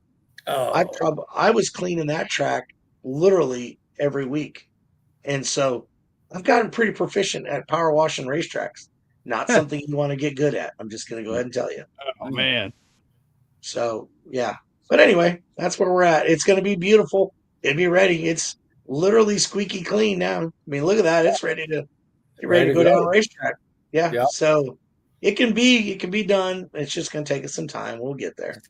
So when Saturday, when the gates open, what kind of classes you got? So gates will open at 11. Somebody will be out there probably by 10 o'clock. But the gates officially open 11. Cars on track at 1. It's we're basically gonna run our 3 index classes. We're gonna run a small tire deal. We're gonna run the True Street truck class. We've put some money on all of them this year, where we hadn't in the past. We're hoping to draw a few more cars. The biggest problem with doing a race that doesn't have a lot of car count is you got spectators in the stands that people that are in the stands to watch a race. The one thing they gripe about is downtime. Well, we didn't have a lot of downtime. We just didn't have a lot of cars. Our first no prep race, we only had like 42 cars. So, everybody goes boom, boom, boom, boom, boom down the track, and then what are you going to do for another 20 minutes? So we're hoping that we can increase the car count, which will then just keep more cars on the track. We literally brought the pace down to a crawl just to keep something going down the racetrack. As a track guy, I hate that. I just want to run cars. I'm ready to go. But we'll do what we got to do. Most people that go to a no prep, they understand there's going to be more downtime than say a bracket race or anything else that we do. But so we'll run at 1. We'll see how it finishes up. Weather's not going to be as warm as I wanted it to be. I wish we had today's weather. Yeah. No wind and sun, but it looks like it's going to be in the 60s and going to be some wind, but we'll deal with it. It's race season. I think everybody's been cooped up long enough. They'll just put on a jacket or a hoodie and come out and hang out. Agreed. Yep. Let's back up to Friday night. Yeah. Friday night, the 14th is no prep Lil Gangsters plus a test and tune. Gates open at 5. Racing starts at 7. A $35 tech card. All crew and spectators $15. Kids 17 and under are free. Lil Gangsters has a 530 cap. Off the trailer, no time slips. Must be a door car, 28-10-5 or smaller, slick or radial. $200 buy-in. Winner takes all. Working on sponsor money. And at the bottom here says open test and tune between rounds, if not still in the Little Gangsters race. That's Friday night. Yep. You get knocked out, or if you are, say, an index guy and you want to kind of just make some test hits, $35, you can make some test hits in between. Again, just trying to keep cars going down the track so people in the grandstands have something to see. The Little Gangster format is pretty cool. A lot of the tracks are adopting it. It's something that we're trying to grow a program here. We're throwing stuff up against the wall and seeing what sticks. We tried to do this at the end of the year last year on the Friday and got rained out. So we didn't have any choice but to do it on the Saturday. We did it Saturday night after the race, and it just didn't go over as well as we'd liked it to. So we need a fresh start. Looks like the weather Friday is going to be as good or better than what we're going to have on Saturday. So Right. we're excited. We're excited. We want to give it a shot. So, and if anybody that comes and runs Friday night, more welcome to leave their stuff there for Saturday's race. And yeah, we'll see how she goes. Cool. So one class only then on Friday night. It sounds like it. And then, Yeah, one class with open test and tune. And like I said, if you get knocked out, you can go test on the same $35 tech card. oh, okay. Well, there you go. Not gonna charge you any more money. Once you've gotten in the deal, $35 is where you're at no matter what. Awesome. Yeah. Now the one thing that I will add is in the past we did like some of the other, I'm not gonna call it street races, but the ones that they blocked off the streets and made it a street race. They used to do, if you bought the tech card, it came with a couple of wristbands for your crew. We're not doing that this year. That got really confusing. And quite honestly, I need the revenue. We just got to make it work, or this track won't be here for other people to come use. So it's just going to be, you buy your $35 deal. Everybody through the gate pays $15, and we'll kind of take it from there. There was some passes that were given out over the weekend for buy one get one, and there were a few people that we talked to that said, "Yeah, we're going to come this weekend and say, here's a buy one get one." I'm okay with that because we've made that a promotional deal. We're trying to get people hooked on this racetrack. We're also trying to get people to realize it's not that far from Wichita. It's not. Get on the turnpike and roll. Yeah. I mean, it's just not that big a deal. I mean, it's an easy drive. The exit fixed now too, so that helps. Yeah, the bridge is fixed. Yeah. Yeah, and my problem is I'm in Wichita 3 or 4 days a week, so to me the drive is just getting car go. But I get it. Some people are like, "Oh man, it's a long way." It's really not a long ways. It's not. No way. So if I come down Friday, a $35 tech card. If I want to get bring Gary with me, I pay an extra $15, and then if I want to get into the Little Gangsters, then I throw in $200 into the pot. Sounds like right. That's it, and then all that money goes into that. So we got 10 cars. That's $2,000. I mean, let's roll. I mean, I'm good. Yeah. Get it. That's a real popular deal nowadays. That 530 Little Gangster stuff. Well, the cool part is the no time slips. Yeah, granted they got draggies and this and that, but a draggie's 200ths window. Maybe it's right, maybe it's not. It's real finicky. I mean, it's close, but the point is, I think that deal is going to end up being the biggest class before it's done. I just, it's no different than the limited 275 deal. It just fits more people. Yes. Yeah, agreed.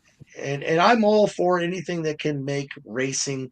We've been joking around since Trump was running for office. Make drag racing great again. That's what I'm trying to do for 2025. I just want to make drag racing great again. And I want, I got to get the stigma past, the bracket guys going, "Oh, well, they're just no preppers." No, dude, they're racers. Like, get it out of your.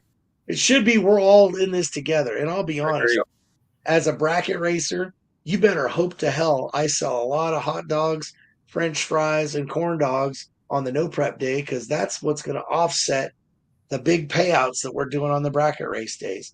And now that we've gotten more guys to understand that, you got guys like Fred Kaufman that's been a diehard bracket racer for 20 years, comes out and runs the no prep side because he's like, "Hey, I want to support the racetrack.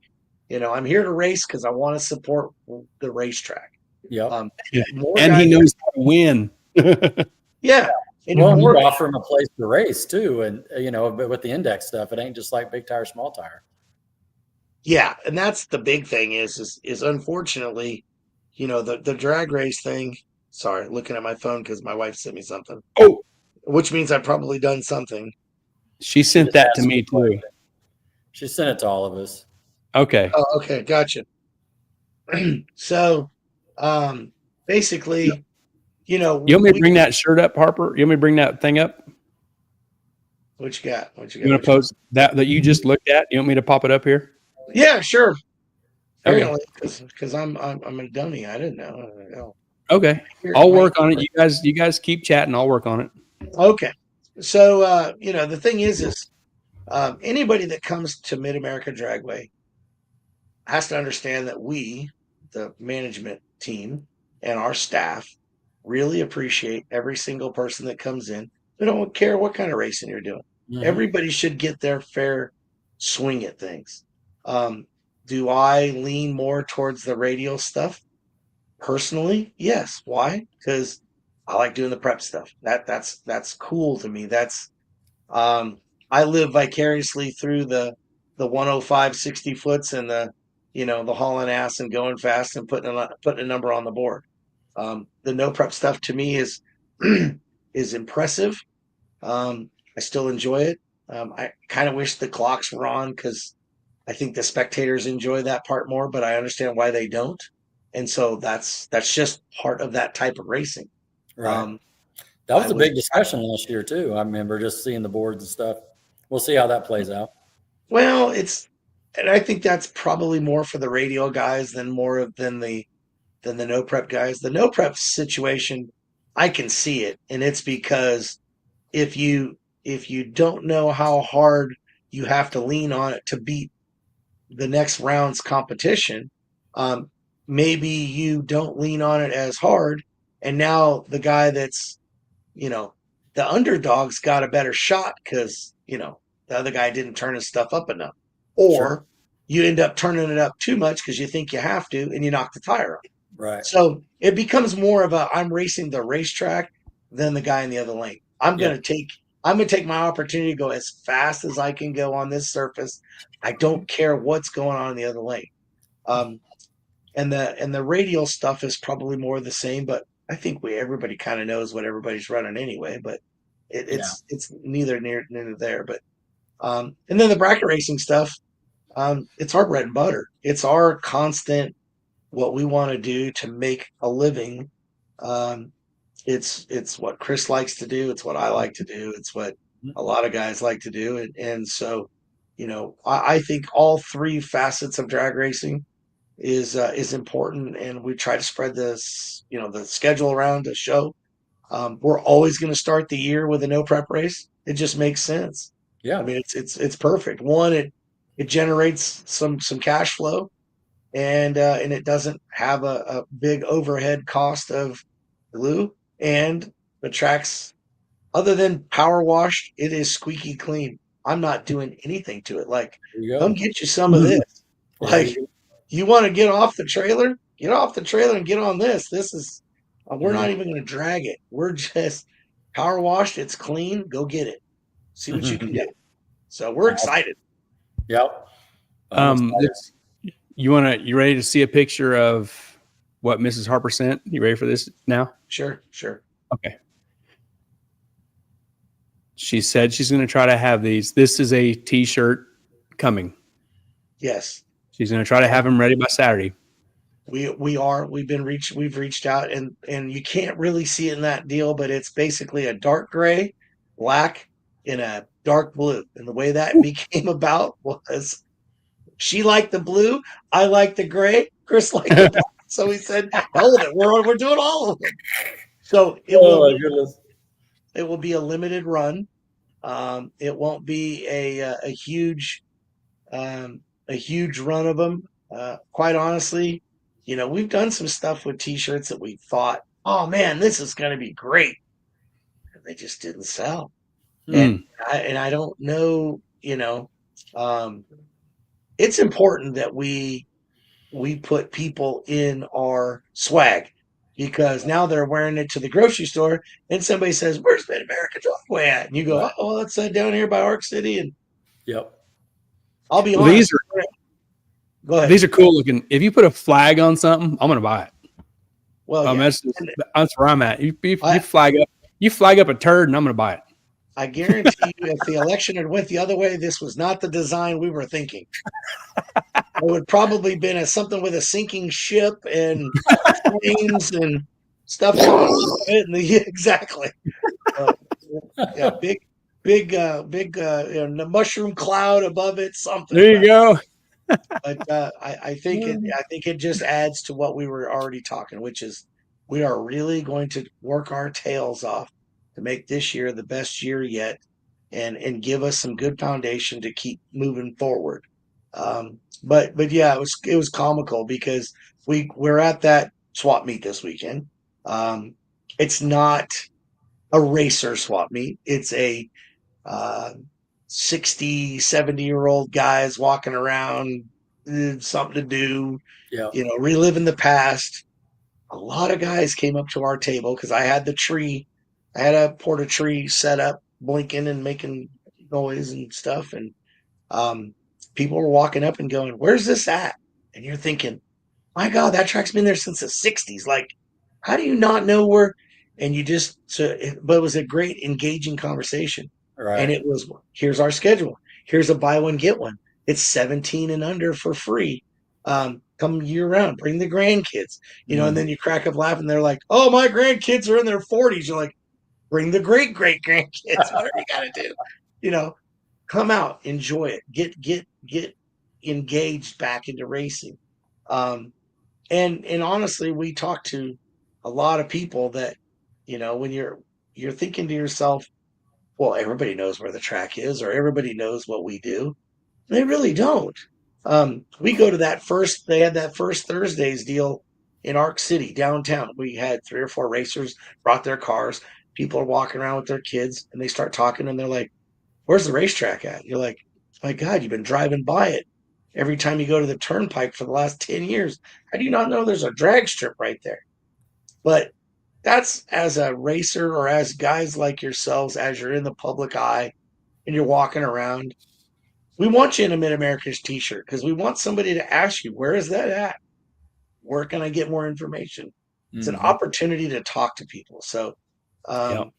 we blew the old design t-shirts out this weekend. We had a sale. It went pretty well. We got a lot of the old stock moved. Good. Gary's working her tail off to get these in time, and the trademark deal should just be make drag racing great again. That's what we're headed for. That's it. That's what we're trying Yeah. to do. Mrs. Harper says, so one of each color for Putnam, just in case I don't make it out this weekend, put me off to the side, a black and a gray 2X. I'm not a blue guy, but I'll do black and gray. That blue is damn near dark enough to call for black. It's really, dude, it's really dark. And that's what I was like, it's okay. We did the blue ones last year, and we're going to call it Mid-America Blue because that's what everybody's been calling it. And because my staff shirts are that color blue, and we did the one, the Mid-America Dragway logo on, and I love those shirts because they're so comfortable. But yeah, it was really funny because we all sat around, we watched Lights Out on the live feed. I watched it. Okay, starting line picture. There's 250 people that you go like, "Oh, there's one guy wearing a red shirt, and there's one guy wearing a white shirt. Everybody else is in black." Black. Yep. So, I told her, I said, and Chris was like, "I don't own anything other than a black shirt to go to the race." Right. Yeah. So he won black, and I like the gray stuff. So I'm like, "Gray." She's like, "But I love this blue." And she kept trying to sell us. I go, "Get the blue. Just do you, Yeah. do you blue on the blue. It's all good." Yes. So, anyway, yeah, we're trying to get those. There was a few things we were going to try to get done by the weekend, and this dirt ball is going to put me in a bind on getting some of it done, but we'll see. It's coming. All of this stuff is coming. So there you go. Okay. Let's cover these classes here. This up at the top here, it says pour your own puddle. Tech cards are 35. We covered that. General mission 15. Yeah, we covered all that. Index classes 580, 650, and 750. 580 is 250 added to the pot, a $60 buy-in. 650 is 250 added to the pot, a $50 buy-in. And 750 is a 250 added to the pot with a $50 buy-in. Right. And we never did the added to the pot deal, honestly, but we felt like if we need to get this to the next level, that's probably what we're going to need to do. And it's something that we're going to try. for sure. And Curtis Sprayberry says, "Come try to beat me." In the 750, right? Come get you some of this. Come get you it. some. That's right. The trophy comes through him. I mean, he right. had it last year, so that's all you need to know. Yes. Uh-oh. Look at that. Jamie wants a pink shirt. Oh, there's a request for a pink shirt. I think we women need some pink in there. That's Mrs. Harper should handle that. Yeah, that's my sister-in-law. Jamie's my sister-in-law. Yeah. Okay. Jamie, I'm not even going to try to get that last name. All right. But yeah, it's tough. Pink but it anyway, is. Yep. So pink. Yeah. Pink. Got to do it. So. Yep. Here we have True. Oh, go ahead, Harper. No, I was just saying we have the other classes too, but you're on the ball. Yeah. Yep. True Street is $500 added to the pot, $150 buy-in, 100% payback. Current tags and insurance, 5 to 35 mile cruise, a 28-10-5 or a 275 radial, must be all glass, no Lexan, must have dash, carpet, door panels, and roll-up windows. Back seat deletes are okay. Charging system, cooling system, all blinkers and lights. No fiberglass body panels, but the hood and bumper are okay for fiberglass. That's for True Street. Cool. That's a good class right there, too. I think where Abushan. There you go. Yeah, Abushan. And the Little Gangsters could, if you do Little Gangsters Friday night, maybe that car could fit into True Street. I might be wrong. No, absolutely. That's where that deal's at. Absolutely. And that's why we ran them on 2 separate days, because we had too many people like, I'll run both. I'm like, no, I'm not waiting for you. So let's do one on one day, one on the other day. Yeah. Because let's face it, the in-between round stuff on a turbo car takes a little bit of work. Takes some time. Yeah. Great question, Matt Ray. Matt Ray says Lexan for back window in an S10 with the cage going through it. Good question. Yes, that will be fine. Okay. It wasn't intended for lightning purposes. It was intended to seal the hole, so you have no choice. Sure. That one's okay. Okay. We're also running a truck class, so I would say yes. Oh, we'll get to that. Okay. Yep, we'll get there. Small tire, $1,000 added to the pot, $200 buy-in, 100% payback. Pretty simple rules here. Factory roof and quarters, 28-10-5 non-W or 275 radial, must start from inside the car. Okay. Is Brandon Sandlin legal for this class? Does he have factory roof and quarters? Can he come kill this class again? He could, but I don't believe he's coming this weekend. Okay. And I'm hoping he doesn't, because otherwise he will be the only one in that class. Oh, man. He's going to come play. He wants to come play with you guys. He wants to come play with radial small tire racing. That'd be awesome. That's the outlaw side. Yeah, it's the outlaw side. That's for sure. Yeah. That'd be awesome. There's only one problem. He's debating the light and the scoreboard deal. Oh. It could screw him up for some of those races that he wants to do on that side. But I can tell you that if it came right down to it, that record, that 399 deal, yeah, I would be real shocked if that thing would not do that for sure. You bet. So we'll see. That's a day. That's a topic for another day. Oh. Got a question from Scott. Yeah, Scott has a question. We'll get to that here in just a second. We got one more class to hit here. Here's the truck class. Truck class is $500 added to the pot, $150 buy-in, 100% payback. All steel, all glass, except rear window if cage goes through it, as Matt asked a little bit ago. 28-10-5 or a 275 radial. As always, looking for more sponsors for this event. 100% collected will go to the racer's pot. Please help share. Now, the biggest thing is, guys, is we just want, again, to grow these classes, and it's back to that same scenario, which is, if you put too much money in it, you're going to bring out the killers, but the spectators want to see the killers, so it's a fine line there. But if we could get, these cars are expensive, and it's hard to go unload it off the trailer and go out there and run it hard and go, well, it's going to pay $300 or $400. So that's why we're trying to get those numbers up. I mean, if somebody walked up and said, I'll give you $5,000 and do what you want with it, I'm probably going to spread out a lot of it across the classes and just go, hey, let's just get some more people here. Let's go. Yeah. Yeah. This is pertaining to March 22nd. There's a test and tune. Gates open at 9 a.m. Testing starts at 11. Tech cards are $40. Spectators are $15. Kids 17 and under are free. Nice. I like that free word. Yep, that's the week after. Yep. This It just coming makes up. it just makes it fan friendly. I mean, honestly, it just makes it fan friendly. Come So, out, feel out. and Yep. we're and another note, we're trying to put together 2 radial prep tests. One on the 16th, the day after the no prep race, late afternoon for a few hours.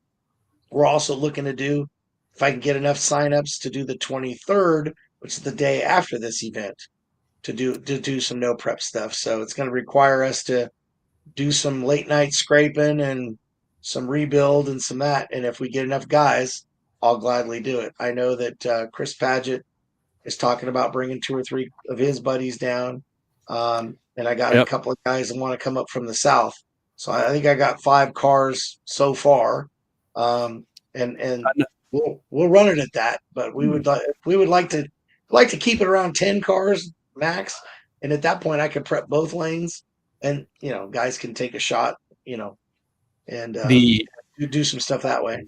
Cool. I know the Campbells are possibly looking at maybe testing their black coupe at some point before the first April race. So there might be another one there. Yep. And like I said, guys just need to call me. I mean, it's just like Nick last week. Nick requires 0 from me. Got a draggy, pours his own puddle, doesn't need a tree, doesn't need timing system. You want to come out? I'll work with you. It's not charging a guy huge money, not just, hey, come out and do the deal. We want this facility to get used. The more we can use it, the better it spreads out the load, and especially on the private testing side of things. I mean, I'm doing track rentals for starting at $1,000. Where are you going to do that at? Everybody else is $3,500 and ridiculous numbers, and I get why they do that. They're trying to cover their ass and all the expenses, but that's why I did the $1,000 and $400 every time I spray it. Hey, that's perfect, and it works for guys. And the bad part is the more cars you get, the more times you have to spray the track to keep the track right. So it's like the more cars that you have, the more expensive it gets, but then you have more cars to spread the money around. So it's a double-edged sword, but we want to test. This is a test facility. Please come use the track to do some testing. Rodney, will you be ready for that 16th or 23rd test? Maybe. I maybe. don't see why I wouldn't be. I don't know if I would go, but I definitely. I don't know if they allow white Mustangs on that day. I would agree with that. Scott Linker. Go ahead, Harper. I was going to say he might have to help me come power wash to be on my good graces to let that white car in there on one of those days.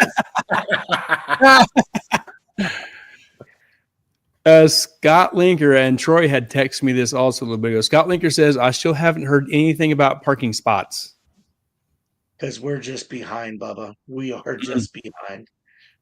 Our thing is where your spot is, Scott, I've already got it reserved. It's already marked. Just the money. We're behind on getting the money collected, but I've already got you set up for 13. Cameron's in the spot in front of you, already set up. I got the 2 I'm talking to up there. You guys, I got your spot. We're there. We just haven't got it all collected yet. This is my parking spot. Yeah, that ain't no shit. It's going to be parked up north before too long. Hey, I can take it, man. I don't care. It's going to be parked somewhere else for a while. Mrs. Harper says, I sent the info to Cameron. He said to save your spot. That's Linker and Cameron chat there. And we've already, Gary and I have communicated all that stuff. As a matter of fact, everybody's that's the big shuffle. And we must have some good things going on, because I've got a lot of guys from up north looking to do pit spots for our bracket racing stuff. So we're Nice. trying to, which is great, Yeah. because I'll be honest, if you've paid somebody for a parking spot, you're probably going to go there versus going somewhere Right. else. Absolutely. Yeah. So I'm looking at like paid parking spot means a Yeah. racer, somebody who's coming. Yeah.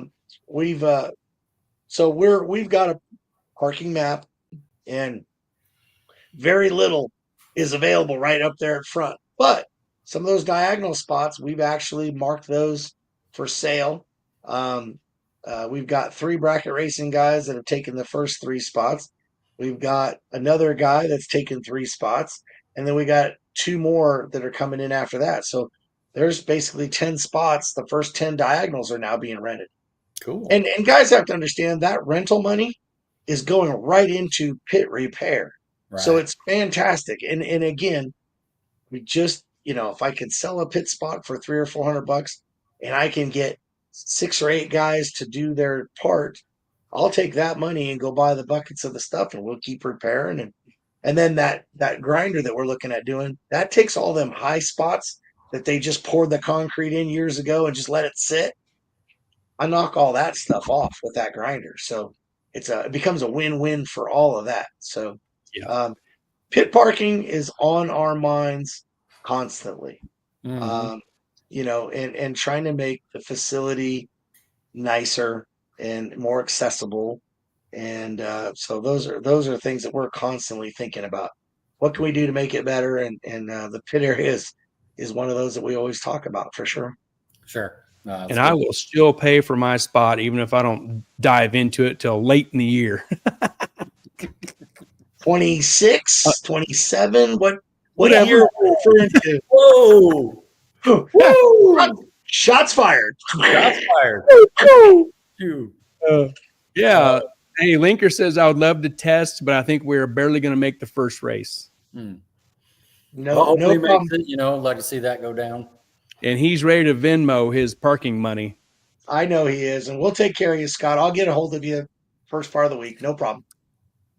Tracy Lynn says, if anyone wants private shoot during their private testing, please contact me to schedule. Tracy Lynn takes super killer pictures. She will get you some awesome pictures of your car. Yes. Yeah, and Scott says, text me what I owe.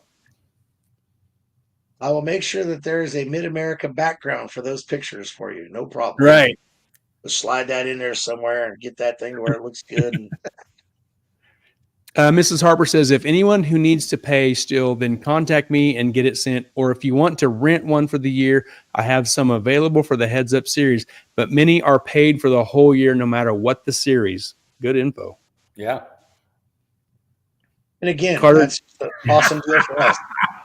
Sorry. That's all something down here. Carter James, that's Jesse James' son, says, we will take one of the last ones at back of the lanes. The streetcar needs to get some heat in it. So the farthest one away is what he wants. We got plenty of them down there. That's awesome. Yeah, and Mrs. Harper says, Carter, give her a call tomorrow, 719-248-4354. Scott Linker says, thanks. Barry, shut up. That's what I was laughing at. No. Oh, that's good stuff. I can take it. I don't care. Yeah. It's all good. All good to have fun here. That's right. That's part of the reason why I look forward to these nights. Like, even when we were out there today cleaning, and I know Donnie was wore out. He said his ass was dragging so bad it was rubbing out his footprints. So that's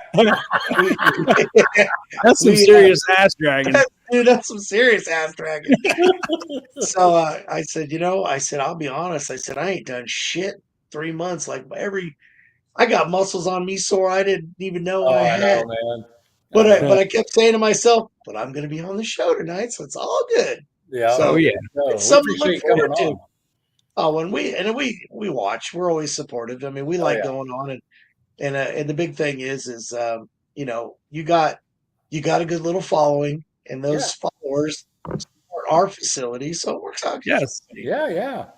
Well, you see, you got the record, so it's all working out. That's right. A great win-win situation when Gary Putnam came up with this idea, and this is, almost 2 years now rolling, and 72nd show. I mean, I just want to be referred to this weekend as 9 time. Just hey, what's up, 9 time? Oh, 9 time. Okay, yeah.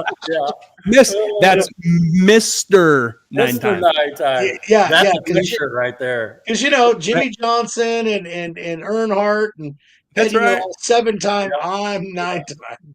So Larry Hunt, if you're still listening, that's how you're expected to address Mr. Harper in May as Mr. 9 time. Yeah. Yes. Yeah, if I'm not on right before the Titans race, I could be Mr. 10 time at that point. Mr. 10 time. You're right. Woo! Just walk. Hey, they can walk up to me and go like this. Oh, 10, that's 10 right. There's 10. I'll tell you what. 10 time. And speaking of, if that $3.99 pops on the board that day, woo. Yeah, I haven't quite decided what the celebration there is because as a track operator, it's something I want like nobody's business. But how do you, as the track operator, how do I celebrate something like that, knowing that the guy in the other lane didn't go $3.99? You know what I mean? It's like I'm going to be happy jumping up and down, but you're like, hold on. So hey, remember, I was in the right lane when Devin Brown set the record, and Gary was filming. Goes, oh yeah, Rodney. Oh, did he go? Yeah. Hey, you know what the disrespect is like. Hey, Mr. Harper, we was talking about cleaning up the track earlier. Have you ever cleaned champagne off the starting line? No, I picked up a lot of beer from golf cart races, but no champagne. We might have to put that on your resume. Check that box. Yes. That would be good. I think that would be a lot of fun.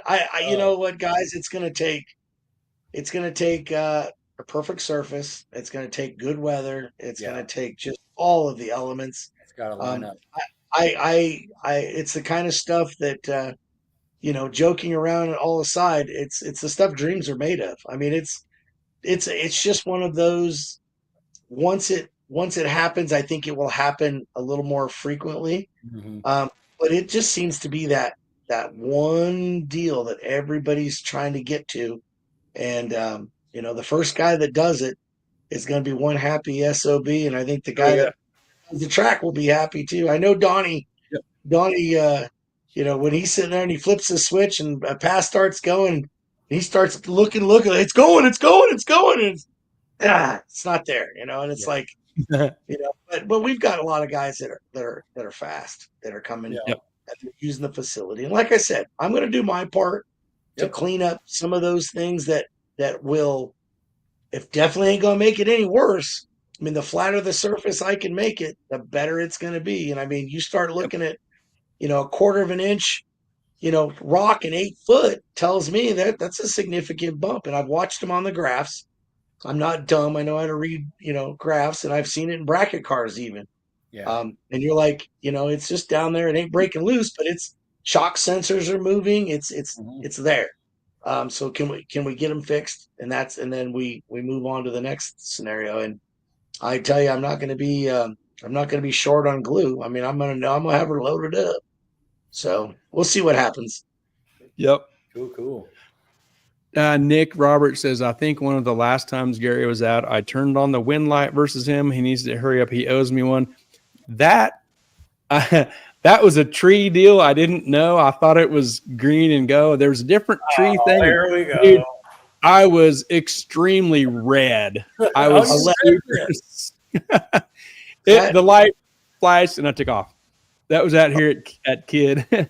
So I'm going to be honest. I have been working on Nick to put radials on that sumbitch and come run. Yeah. He would love radials for sure. Yeah. I mean, it's going to take a little bit. It's a learning curve, just like everything else. And that thing's a wheel standing son of a bitch anyway, because the way he's got the motor in the car. So it may or may not be the right combination, but I guarantee you, if he gets after it, he'll have a lot of fun with it. That's I it. told him, I said, you wouldn't know what to do if you got to the 300-foot mark and you go let go of the steering wheel and somebody should just drive. That's I said, right. you wouldn't know what that's like. That's right. That's right. Yep. You know, Yep. they say all the time, what's the difference between radials and slicks? And I go, radials, one hand on the steering wheel, one hand on the parachute lever. Slicks. Oh, ooh, ooh, ah, ooh, ooh, ooh, ah, ah, ah. Ooh, ooh. Pucker, lift. Okay, wait. Okay, there's the parachute. Uh, Between slicks and radials. There you Right. Absolutely. That's good. Yep. all right. We don't Gary, you got have, anything else? that's it, man. We wrapped everything up. Sounds great. Sounds great, Mr. Well, Harper. We appreciate you coming on. everybody bring their money. Concessions will be doing their fries and the corn dogs and the. I got you guys. Yes. Good. Yep. Yes, And yes. like I said, they're going to be ready to serve food shortly after the gate opens, if not when the gate opens, just because we know what happened last time. We don't want to end up in that scenario. And we want to make sure that everybody can roll through the gate, park, come get you some grub before you get going. So Friday night as well on the concessions? what's that? Friday night as well on the concessions? Ooh, that's a mama question. Yeah. Ooh. I was thinking about that. If you're going to have the little gangster class, test and tune. I'll be Put honest. Mrs. Harper on the spot. I would say probably, if nothing else, a limited order, a limited menu. Menu? Probably won't do burgers, but we could do, dogs, nachos, sodas, beers, that kind of stuff. Sure. I'm going to go ahead. What we got here? Oh, she says they have new gate staff also. Yes. So come patient. Here she is. Patient. Concessions will be open Friday also. Is that a full menu? Is that, Mrs. Harper, is that complete everything on board? Inquiring minds want to know. She's typing as fast as she can, I'm sure. She's typing. I don't know. She's got me in her office. It's kind of weird. I'm usually in the kitchen. Yeah. Are you in the she shed? I'm in the she shed. I'm in the back of the house. She shed. Kind of a weird deal. Limited menu Friday, probably, she says. Okay. I guessed it correctly. You did. And you hey, were right. If you're hungry, you don't care. You're going to eat whatever's available. It's all good. Yeah. And the biggest thing is once you get the burger deal fired up, it just takes so much more to go with it. Lettuce, tomatoes, onions, all those things need to be sliced and cut. And we're just going to be down. We're down on staff a little bit on that department. So let's just go with the limited and plan on it getting after it on Saturday. Nice. That's right. But other than that, guys, I appreciate it. That's 9 times signing off. I'm good. I got everything I needed. I need to get some rest so I can power wash tomorrow. My forearms are going to look like I'm an arm wrestler when we get done with this deal, but it's just part of it. And as long as my ass ain't rubbing out the footprints, I think I'll be okay. That's right. Cool. Good deal. Thanks for coming on. Have a good evening. Yes, sir. Thanks, Mr. Harper.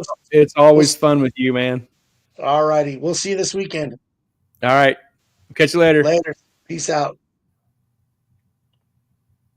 Good stuff. Man, holy cow, it's always a good time. Mr. Harper. Time. It's fun. Mr. 9 time. Mr. 9 time. Mr. 9 time. Mr. 9 time. I like what Amy was saying about the Bucky logo. Did you catch that? I did. I saw that. Yeah. She says the Bucky logo will fit in your turbo hole. So it could cut out the Bucky logo and it could turn into like a foam plug that covers the hole. That's it. Go get a little ball and yes. Like a little pool ball or something like that. Yeah. Yeah. Well, man, this weekend kicks off racing around here, Gary. I mean, just like last year. Man, already. Adding a little gangster on Friday night. And it just seems like a few weeks ago we was at PRI, that's the middle of winter. And here we are. And actually, December was pretty good. And now we get through the winter stuff and the weather's turning around. Right. The daylight savings. The lights are on longer outside now. Man. Mm-hmm. It's go time. It's go time. It is. Cool. Yep. And I can take the abuse on the car. The it's going to be worth it. That's all I'm going to say. Oh yeah, no, that's all in fun too. Oh yeah, it's going to be worth the wait. I'm pretty excited at what's coming. So, oh yeah, got good things coming. Yes, yeah, that's right. You know, and even, you know, talking through it, you go support, you go down, you get your tickets, you go session, you walk around. I mean, you know, you're still supporting. And I'll buy a parking spot that I've never used. I to unload my golf cart. I mean, even Troy last year, he at the end of the race, he didn't bring a car, but he put in an entry fee. It's the same Yeah, supporting the situation to have the track. That's right. Yeah, cool. What's this comment here? Mrs. Harper says, "Thank the good Lord above for the time change." That's right. Oh Absolutely. Man, I think everybody was in a good mood, man. I looked outside and like people just, you know, out and about, walking the dog. I wish Trump would just lock in this time and stop changing it. Lock it in. And he talked about it the other day, like 50%. It's like 50-50, some like the early, some like just go. I want the daylight. Just like I think Arizona's locked, isn't it? I don't know. I think Indiana don't change their time. Arizona don't. Man. Yeah, cool. Matt says it's okay, Gary. Mine's been apart for 5 years. Oh, I'm getting there. Dang. Yeah, I won't say too much about what's going on over here, but it'll be cool. Yeah. It'll be like, oh, damn. Okay. Yeah. That's what I'm thinking. There you go. Let's shout out our partners: Mid-America Dragway, Ultra Color Collision Repair, Mobile Recon, Mobile Detailing, Titans of 10.5, the fastest small tire series in the Midwest, Sandland Iron and Metal, Auto Salvage, and Harry Street Carpet. Thank you for being super awesome partners in the 2025 racing season that's just about to get kicked off at Mid-America Dragway. Woo! Right. Can't wait. Good stuff. Gary, got a lot of good information from Mr. Harper. A lot of good pictures as well, talking about the IHRA and the new series there with Jim Howe. And you know, we'll come back next week and get an update on the races, you know, this weekend. So good stuff. Yep, that's right. Doug Perry says, good show, guys. I will have a car again one day. Me too. Andrew says we should have Chris's engine back this week from Advance. Nice. We should be out this year. Man, cool. Well, we saw the crank up there. His crank was standing next to mine. It was. So awesome. Good deal. Man, that's a busy shop up there, you know? Man. Yeah. Advanced engine. Troy Aves forgot to ask Gary, who's saying Mr. Harper. I think Andrew sent you that video. Oh, that's me, Gary. Okay, I forgot to ask Gary. I think Andrew sent you that video of race. You have a chance to watch it. And remember, Troy, I did. And I've actually, I watched it on Facebook. I have that video saved. I just didn't remember that it's saved. But yeah, that was a cool video to watch. You guys were cheering your asses off that you whipped my ass on that race. That was so cool. That was a cool event.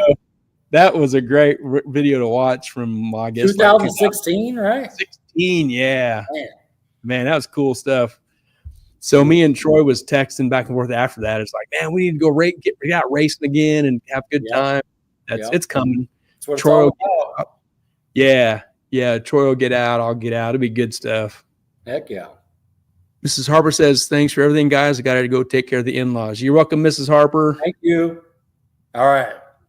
Thanks for letting Mr. Harper hang out with us. There's Troy. He says, it was a fun day racing with friends. That's right. There you go. It is. That's the best way to do it, racing with your buddies. That's it. It's been a while. Let's get him out. Golly. Yep. You're almost ready. God, man, your car looks so good. Your engine's in. You're just about ready to rock. Yeah. Getting close. Ready for small pressure. Yes. Woo. That's awesome. Cool. Yep. We'll get something figured out for next week. Sunday the 16th. That'll be, we'll have a little bit of news on the results of the no prep. Yep. And we got someone we're thinking about reaching out to, little business owner into racing. Yep. So we need to do some work on our side. And as soon as we get that locked in, Gary will send out an invite on Wednesday. Yep. That's right. We'll get her set up. Cool. You ready to bust on out, Rodney? Ready? Let's do it, bud. All right. Ready? Let's go. Just touched really. Great show, Gary. A lot of good information. Have a good week. Yep. Everybody watching, thanks for hanging out, chiming in, commenting, and all that good stuff. And man, it was a great time as always. We'll see you next Sunday. And if you're able to get down to Mid-America Dragway, get down there and watch the No Prep opening up on Friday night and Saturday. There you go. Do it. Get in the garage and work on something. Go do it. I'm working over right here this week. Let's do it. After I weld your tube, then I'll go over here. Okay. I got to fix your tube first, so you can go racing. Have a good week. I'm here. Doug, have a good week, guys. Thanks, Doug. You too. We will catch you later. Good night, everybody. See you, Rod. See ya.